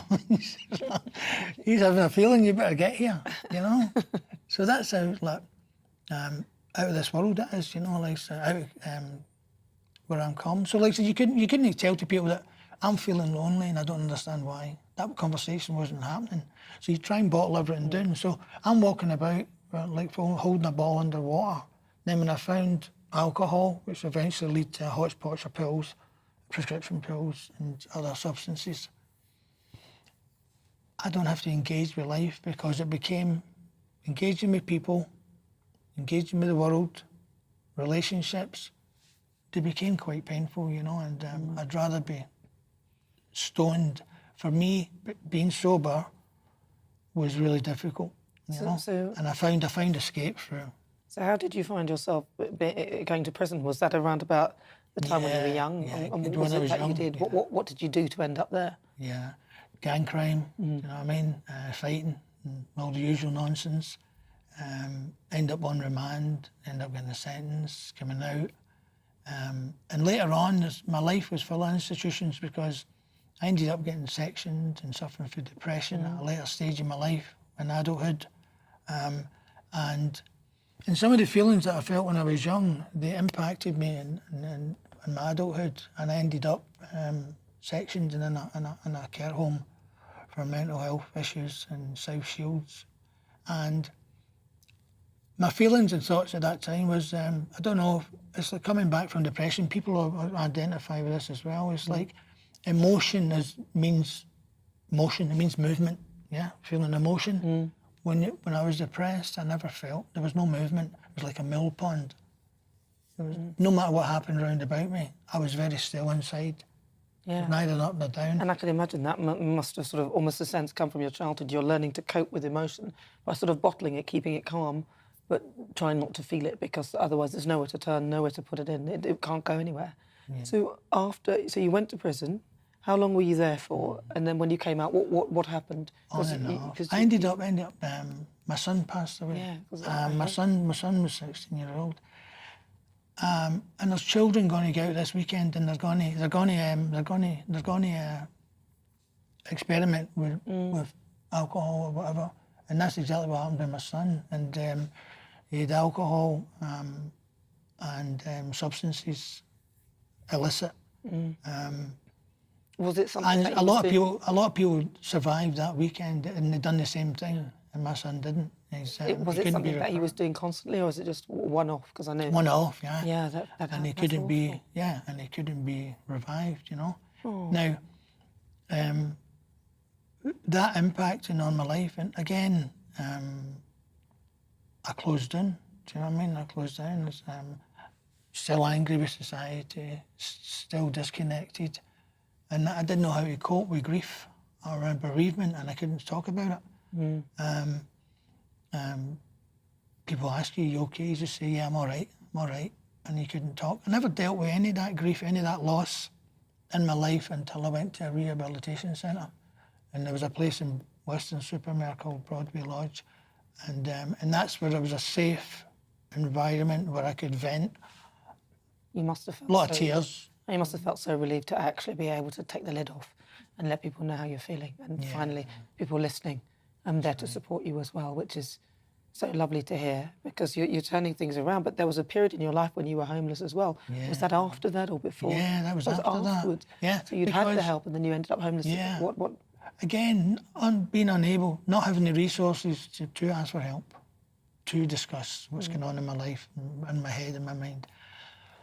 And I ended up homeless, and all I did was, my order of the day was to get out of my head, just get out of my head. And I was on everything but roller skates, you know, by this time, you know what I mean? But you have turned it around though, you've turned it around. Yeah. I mean, you know, you've been through a lot, you've turned it around. Talk to me about what you're doing and, you know. Well, I don't drink, I don't take any, I've not had any mood altering substances for a long, long time. I wake up most mornings very, very grateful to be where I'm at. I'm grateful for what's happening today.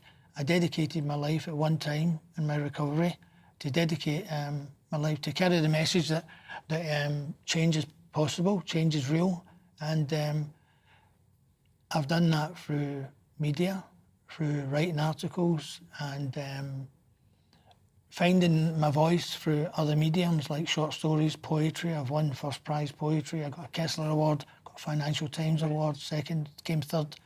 And some people told me all my life that you can't write poetry, you can't be creative, you can't write short stories, you can't write poetry. And yet I found out that's all I can do. Well, listen, Kevin, it's so good to speak to you. Yeah. Finally, what advice, if you could just give somebody some succinct advice, what advice would you give to somebody who is potentially heading down the same path? Heading the same path? I believe that it's to do with people go down that way because it's self-talk. I would urge them to kind of find someone they can take a risk with and trust, and actually tell them their thoughts and feelings and what's going on in their life, because they'll be bottling it up and not telling it. And in that way they can reach out and ask for help, you know. Well, Kevin, thank you so much for coming in to talk to us. It's really great to hear about your experiences, and I'm so glad that you've turned things around in your life. I'm on all socials, and I do a lot of speaking engagements, as I said. Where can people, if people want to find out more about I'm mostly on Twitter, but like what's your Facebook, hashtag? Instagram, at Kev C. Dooley. Well, people... Kev C. Dooley. Well, listen, I'll follow you on Twitter. You better follow me back, otherwise you're dead to me. You've got 24 hours, Kevin. Kevin Dooley, thank you very much. Right. Thank you so much. And thank you for bringing me in. It's a pleasure. That is, of course, Kevin Dooley. He's turned his life around, and he knows he better follow me back on Twitter, otherwise it's all over. Now, listen, coming up, it's time for our Great British Debate this hour, and I'm asking, should food packaging come with exercise instructions? Now, scientists have demanded that food companies should include how much exercise is needed to burn off the calories that you're eating on the label. So with 28% of adults in England being obese, is it time for the government's intervention, or is this country just one step closer to becoming a nanny state? We'll be joined by Steve Miller. Do you remember him? He was the presenter of Fat Families. You might remember some of his scathing comments from the show. He certainly won't be mincing his words today. And of course, Tam Fry from the National Obesity Forum, who believes that body positivity is the way. All that after this.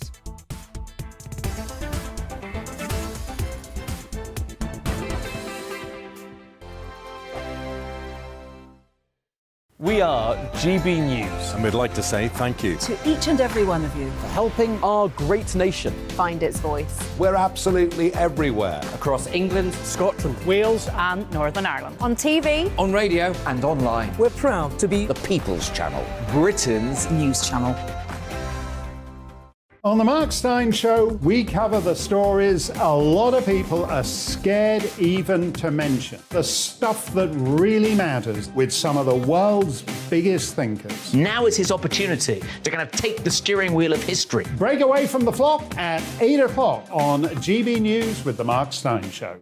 Hello, I'm Esther McVeigh. And I'm Philip Davis. Whether you're watching or listening on TV, online or on radio, we handpick the latest stories, debates and expert opinions for your weekend. So whether that's politics, news or showbiz, we've got it covered. Join us every Saturday morning at 10 o'clock on GB News.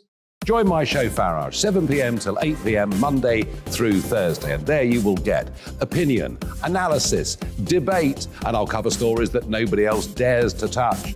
You've been cancelled. Join the club. Oh my goodness, brilliant. And then for the last 15 minutes, talking pints. We're over a drink. We have a civilised conversation with someone. We very often disagree, but we do it in a grown-up way. Come and join me on Farage. Hi there, it's Stephen and Anne. At breakfast from 6 a.m, you'll always be caught up with everything you need to know, the latest headlines, opinions and debates. We'll bring you the good news and the bad, but most of all, we're here for you. Remember, send in your views and let us know what you would like us to talk about. That's because we're your news channel. And every morning at 6 a.m, it's breakfast on GB News.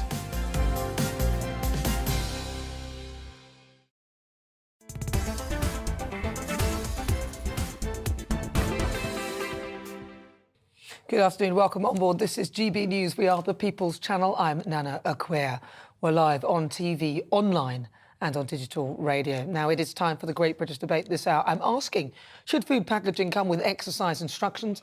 A proposed system could see a warning placed on chocolate bars with that a 20-minute run will be needed to burn off its calories, or advise someone about drinking and what you have to do if you've drank a can of fizzy drinks, how far or how long you should walk for.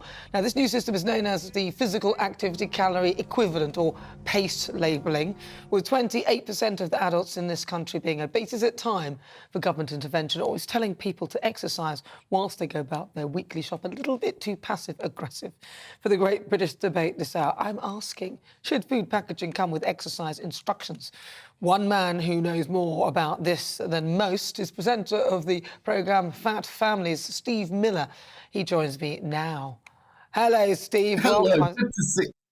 So good to Good talk to see you. you. I'm really pleased to be here. It's a really interesting one, this one, because for quite a long time now, I've been campaigning for strong food labelling. And what I mean by that is not poncing around with very complicated stuff like we have now, but something that's a bit more direct. I'm far from pioneering a nanny state, I have to say, but the problem is this country is getting fatter and fatter, and one of the big reasons for that is we are so PC about obesity. So I would, I think what the scientists are actually saying isn't to be poo-pooed necessarily. It's interesting advice, but I think something that's much stronger, such as, this is fattening, fat kills, something like that. It'd have to be worked with, would be much more effective. Similar to what we did with packets of cigarettes, something that's where we've got the writing, the text, but also something visual as well. We've got to go from being snowflakes at least to becoming, hailstones when it comes to talking about obesity, because we're too soft on it, we're wrapping it up, and what's happening is we're becoming, well, according to many people, more curvy. No, we're becoming fat. I was reading the other day where they were saying that actually it's more, it'll be treated more like a disease to kind of be fat, instead of sort of, in a way, you're kind of absorbing responsibility of you being fat. It's just that, it's a sort of illness, which is why you're fat. I mean, what do you think to that sort of messaging? Well, I think we're becoming fatter because we're more lazy.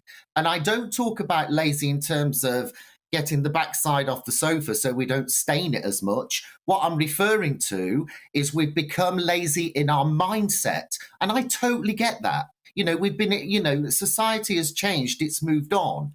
But I think what we need to do is we have to be braver and bolder and be much more upfront about obesity. And that's not about being cruel. It's not about fat shaming. It's actually about saving people's lives.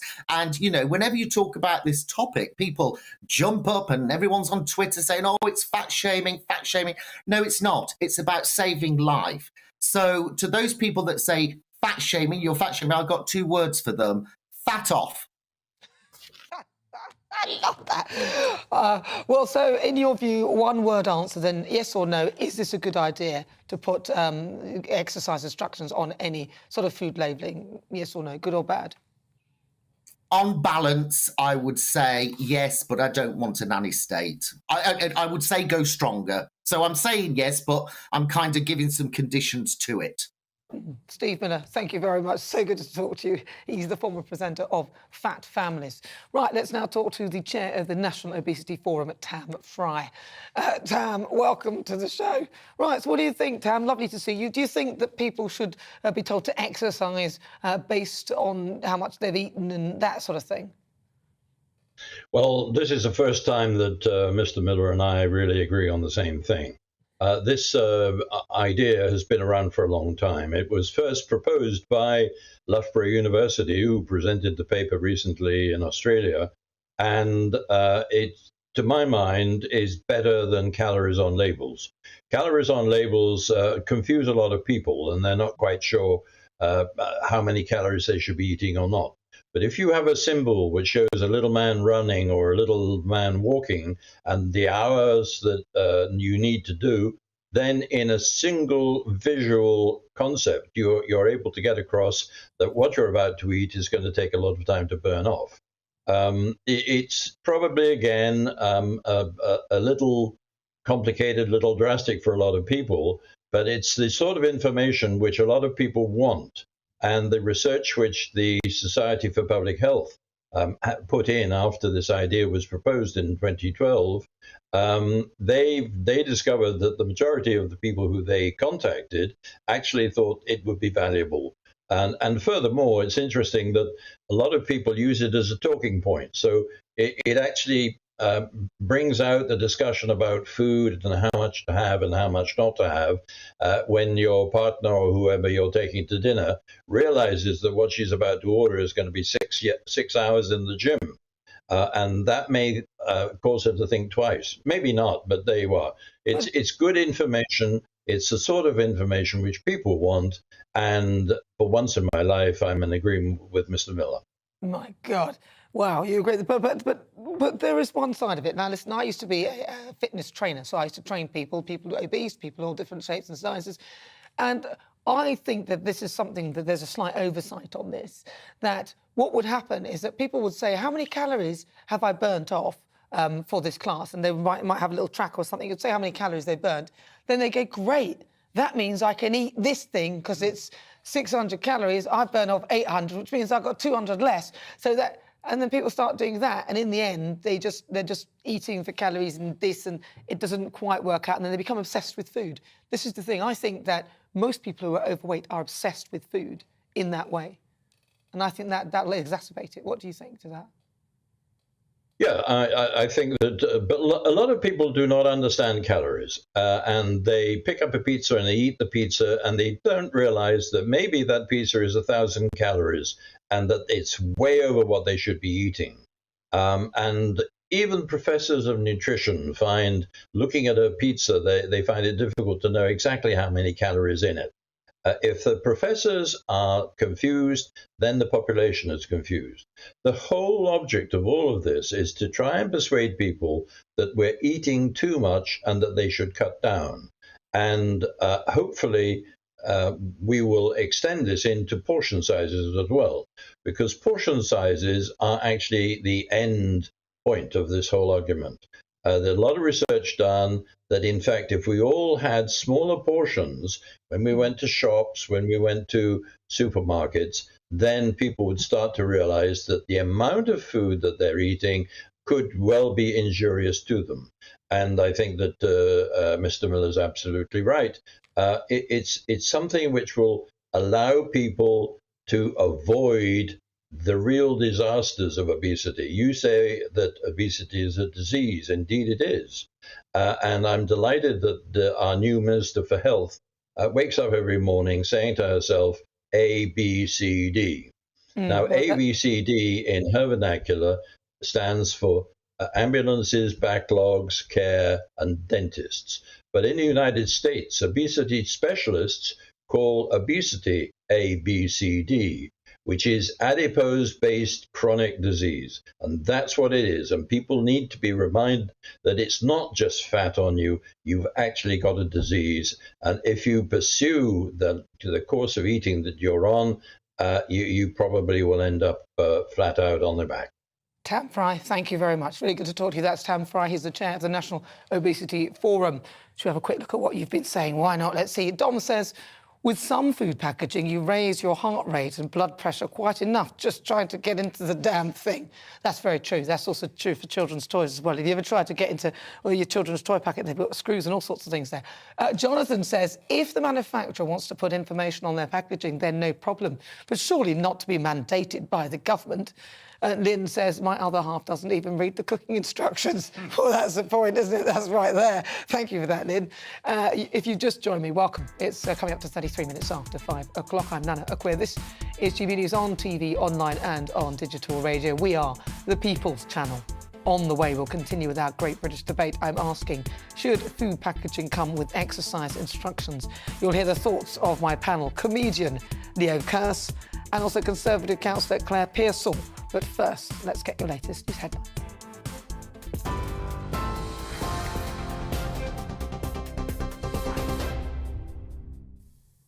Good afternoon, it's 5:32. I'm Tatiana Sanchez in the GB newsroom. Train drivers are striking today over paid jobs and conditions, with only 11% of services running across the UK and some areas having no trains running at all. Members of the ASLEF, RMT and TSSA unions have walked out for 24 hours, with Network Rail urging the public to only travel if necessary. The strikes are set to cause major disruption to thousands of people planning to take part in the London Marathon tomorrow. Householders are being advised to take a photograph of their meter reading today as energy prices rise to record levels. Regulator Ofgem says it could help to avoid being overcharged. The new price cap is now in place, with a typical household expected to spend around £2,500 a year. That's an increase of around £530. The Chancellor has defended his mini-budget, saying the government had to do something different to spark the economy. Writing in the Daily Telegraph, Kwasi Kwarteng insisted he'll produce a credible plan to get public finances back on track by tightly controlling public spending. The comments come after the Prime Minister admitted the government's strategy has caused disruption. Russian troops have retreated from the eastern city of Lyman in Ukraine after being encircled by Ukrainian forces. A video posted online by Ukrainian President's Chief of Staff shows soldiers climbing onto a vehicle and waving the national flag on the outskirts of town. A close ally to Putin has reportedly said Moscow should consider using a low-yield nuclear weapon in response. It comes as Russia has vetoed a United Nations resolution condemning Moscow's illegal annexation of 4 areas of Ukraine. TV online and DAB+ radio. This is GB News. Now it's back to Nana Akua.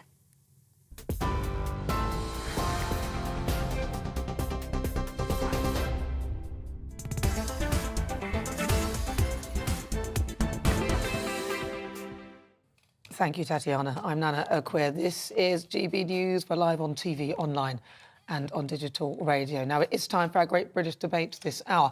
I'm asking, should food packaging come with exercise instructions? Now, research has found that labels that said calories in the cake requires 90 minutes of walking to burn off were far more likely to be understood compared with the current traffic light system, which shows fat, sugar and salt content and not much else. But is putting exercise instructions on fattening foods a symptom of the nanny state? So for the Great British Debate this hour, I'm asking, should food packaging come with exercise instructions? Let's see what my panel make of that. I'm joined by Leo Kearse and also Claire Pearsall. Also, don't forget, during this hour, though, we may well go to Liz Truss because she's at the Conservative Party conference. So when she arrives, we will go live to her. So we may interrupt her opinion on fat people. Yeah, see what she thinks. Right, so I'm going to start with you, Claire.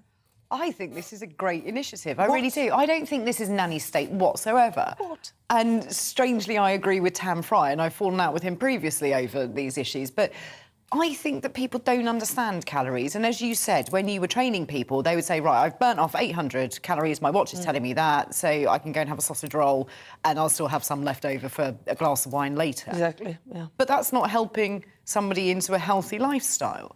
If all you're doing is trading calories for high fat or high sugar or high alcohol content foods and drinks.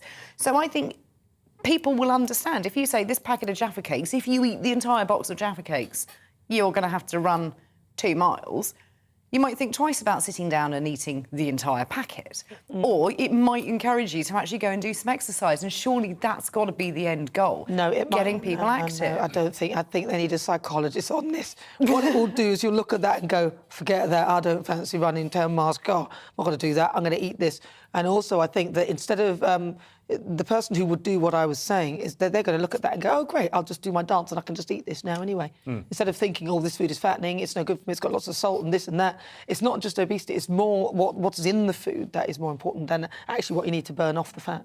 Yeah, but I don't think changing the packaging on food is going to make any difference whatsoever. The problem is that people don't mind about being fat anymore. We're being told by the media you can be fat and identify as healthy, which you can't.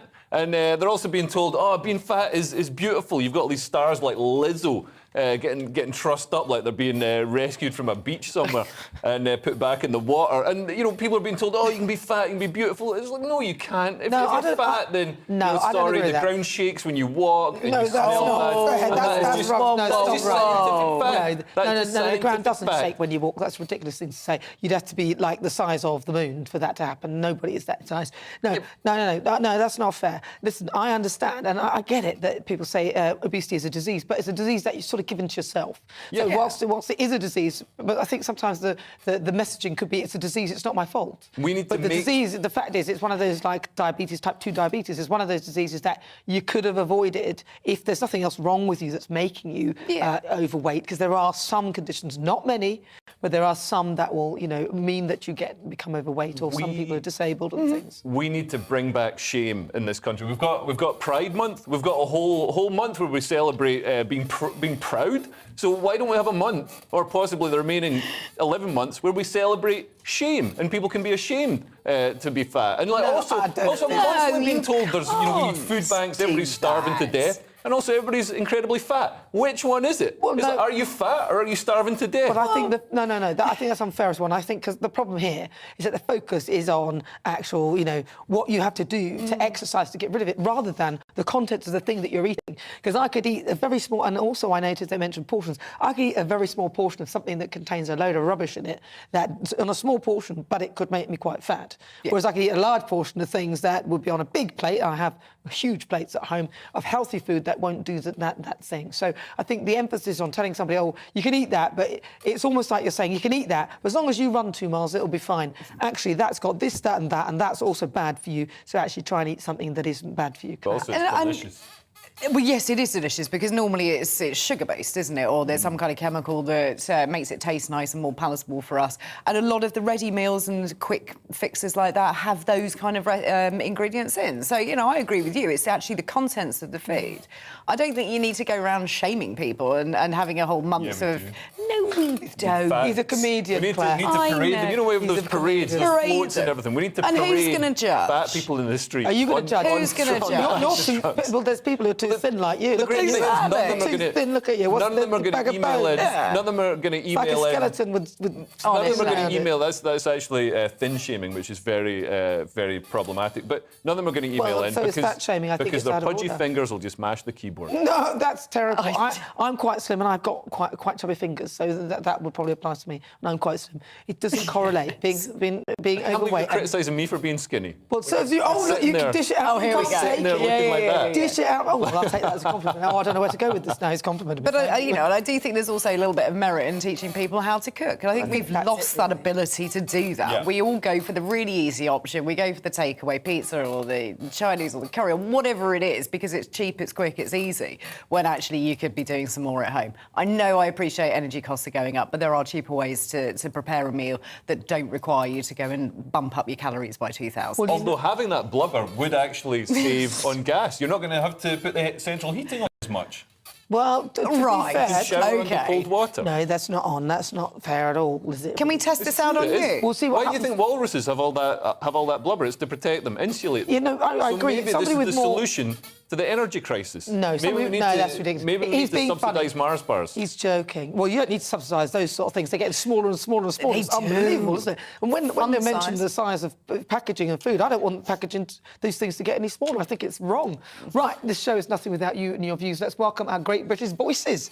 Their opportunity to tell us what they think about the topics we're discussing. And today I'm very excited to say I'm joined by 4 GB voices. Right, let's start with Dan Bryan. Are you wearing your hat, Dan? He's wearing his hat today. Dan Bryan. Dan, he's joining us from Beverley. Dan, talk to me. What do you think about this?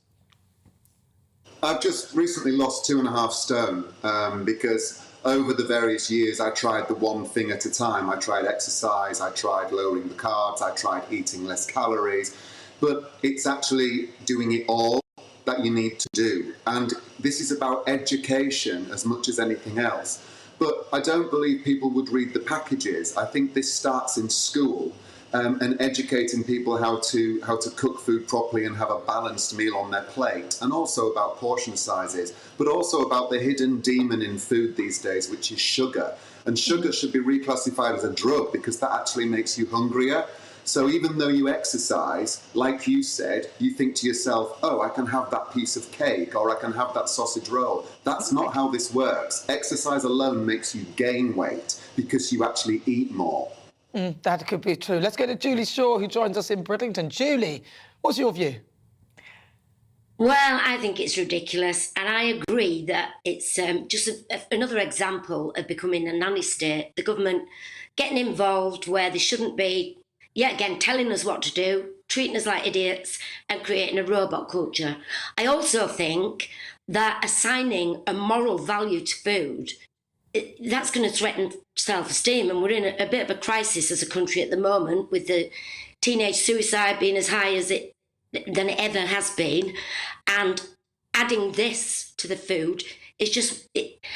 And the other ridiculous thing is, I could look at a sandwich for 400 calories and a chocolate bar that's 350 calories, and if I was that dumb that I needed this pointing out to me, I would choose the chocolate bar, thinking I was taking the more nutritional choice. Obviously, that's teaching nobody anything about nutrition. And that guy who was fat shaming earlier, that's just ridiculous. I mean, I know he's a comedian, but it wasn't funny. It wasn't. It wasn't comedy. No. It was 100% true. No, no heckling from you, please. We'll deal with him. We should do it. Well, I'll deal with him. Let's move on to Carol. Carol, you're there in Northamptonshire. What's your view? Well, I mean, they've been talking about this since 2016. And yeah, it's another label, another type of label. People don't read the labels anyway, to be quite honest. A lot of obesity is down to people's mindset, their lack of self-care. They fall out of love with themselves at the end of the day. And if you know, I've just lost 1.5 stone, so like my colleague in Bedford, and that's because I've got a dog, so I'm walking more. So, yes, exercise is good for you, but can you imagine a barista saying, here's your coffee and your cake, have a nice day. So, by the way, don't forget to run another 1.5 hours to wear it off. It's not going to go down well. And finally, let's go to Luton, to Graham Waugh, who was actually at one point one of the heaviest men in the UK. In fact, one of the heaviest people in the UK. What was it, Graham? 52 stone? You lost about 25? Yeah, you brought yourself down to 35 and a load more. Talk to me about this idea. Would that have stopped you from eating if you saw a picture of somebody running and just say you need to run after you've eaten this? No, I believe Dan's right. I totally agree with Dan. The education system needs to be inclusive of this sort of thing, because it's just coming to a point now where it's just craziness that the amount of people that have the obese these days is unreal. But I believe it's a lack of understanding and knowledge. I wish the word exercise could be banned, because any movement is exercise. Well, of course. And that's what people need to understand. Every movement is exercise, Graham. Thank you very much for your thoughts. That's Dan in Beverley, Julie in Bridlington, Carol in Northamptonshire, and Graham in Luton. Those are my great British voices. It's a pleasure to talk to them. I think they should be making the policy because they've got far more sense than the government. Right, today I've been asking, should food packaging come with exercise instructions? Lots of you have been getting in touch with your views. Colin says, stop the nanny state interference in our everyday lives and scrap the sugar tax and stop interfering into what other people choose to eat or drink. And actually, I'm really cross about that sugar tax because, as I always thought, those extra chemicals, the things that they put inside, they've got to be worse for you than the actual sugar itself. Well, they've found that, haven't they? Those artificial sweeteners, they cause tumours in rats and all kinds of stuff. And also they make you don't feel sated because you haven't actually had any calories. So you may as well have sugar. More. Exactly. It's not, I don't like that, and I'm annoyed that some of my favourite drinks, like that ginger beer, not beer, but ginger ale, that's now got artificial sweeteners in it. I'm not going to drink that.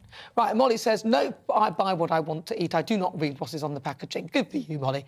Chester says, no, I think we have had enough of these self-righteous individuals wanting to tell us how to live. Yes, some of them shouldn't be saying anything at all. Eric says, I'm not thinking about you, Leo, I'm thinking about somebody else. Of course, no, because you agree with me, really. Well, not really, no. It wouldn't impact me personally, but I find the whole situation absolutely ridiculous. Don't read labels. I go to the gym. Great That's advice. from Eric, very, very sensible. And actually, don't read labels as to how much calories is in there. Read them and find out what is in the food you're actually eating. I think we've dealt with it. Right now, it is time for our quick fire quiz. Are we going to do that first? Oh, let's do that. Why not? Because apparently Liz Truss is heading towards the Conservative Party conference. If we manage to catch her, we will bring her up. But let's do the quickfire quiz, the part of the show where my panel test out some of the topics. But sadly, we don't have any buzzers. We can make the buzzing noises with It's really our annoying, mouths. isn't it? Beep, Honk, beep. honk. And what's yours? What's your noise? What's my noise? Oh, I don't know. What Ding can dong. I... It's a doorbell. Ding dong. Yeah. Yes. OK. Right, we normally have buzzers. It's usually a lot more high-tech than this. We're seeing, But in the current unfortunately- economic climate, we've had to sell the buzzers. Unfortunately, the heads will roll when I get out of here, don't you worry. But it's about some of those big topics hitting the headlines right now. If you just tuned in, I'm joined by comedian Leo Kearse and also Conservative councillor Claire Pearsall.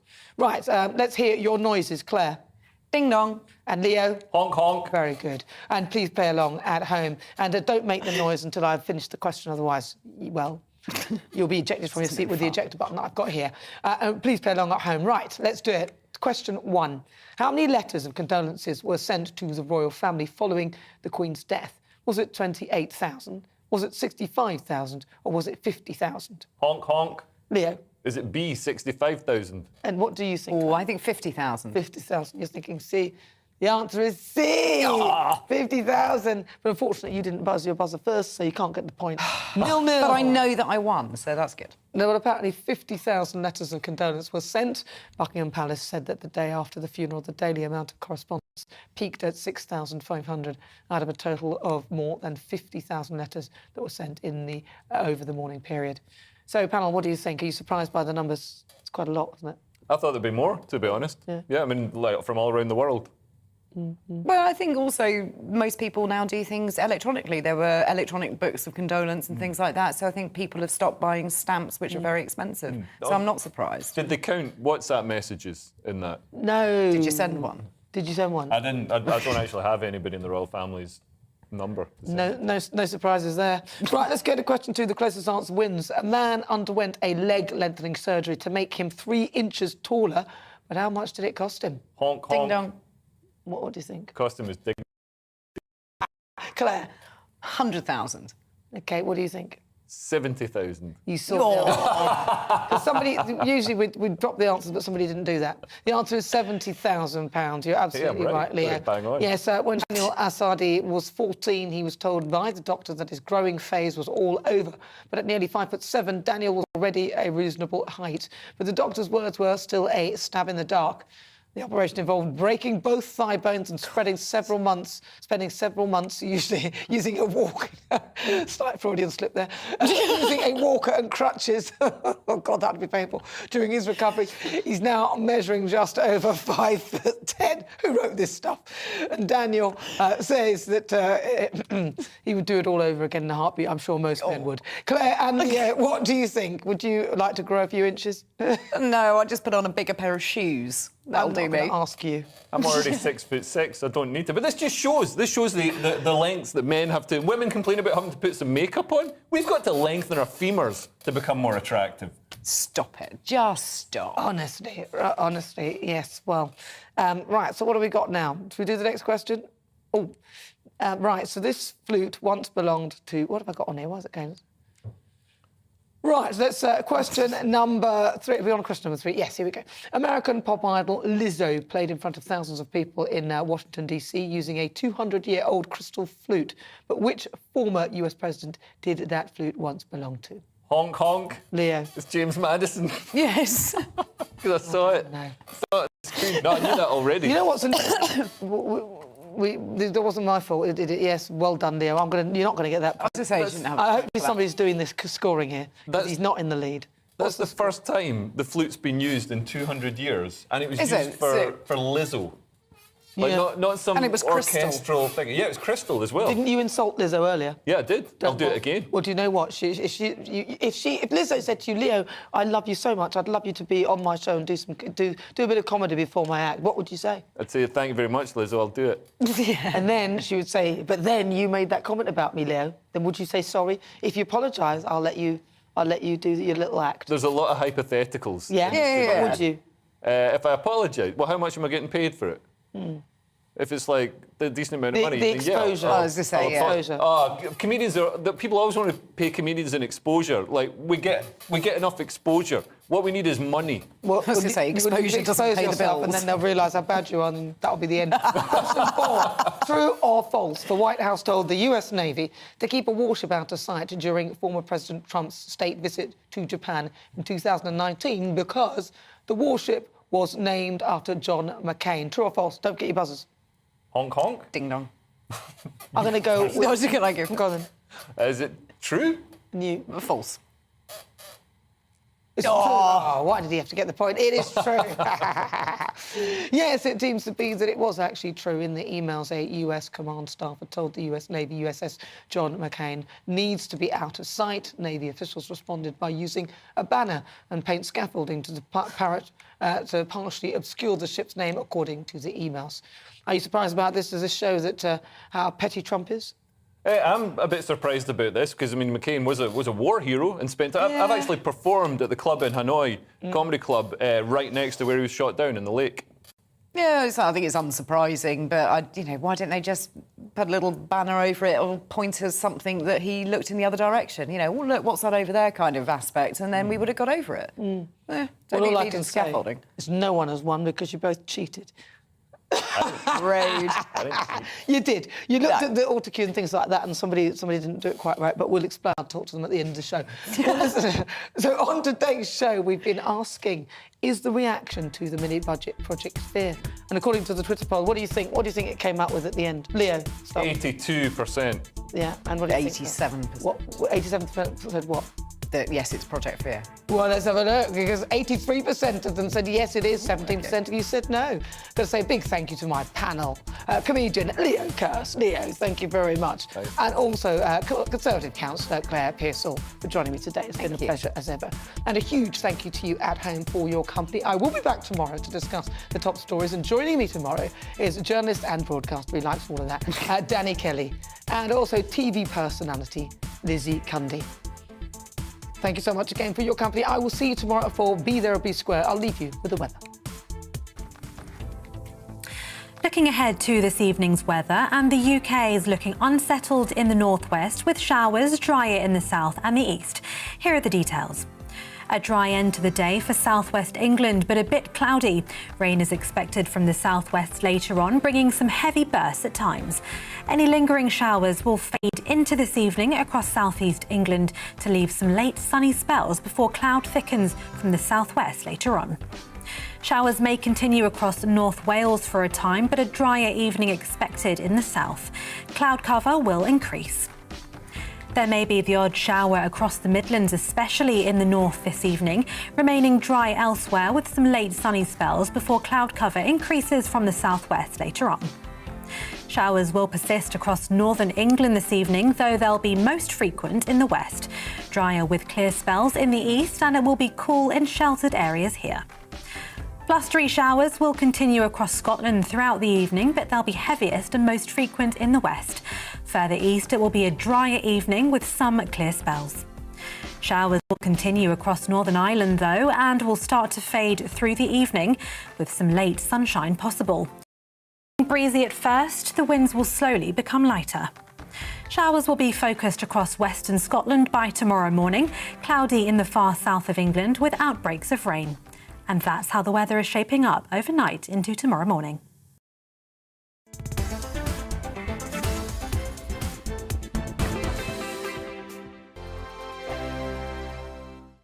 We are GB News. And we'd like to say thank you To each and every one of you. for helping our great nation find its voice. We're absolutely everywhere. across England, Scotland, Wales and Northern Ireland. On TV, on radio, and online. We're proud to be the people's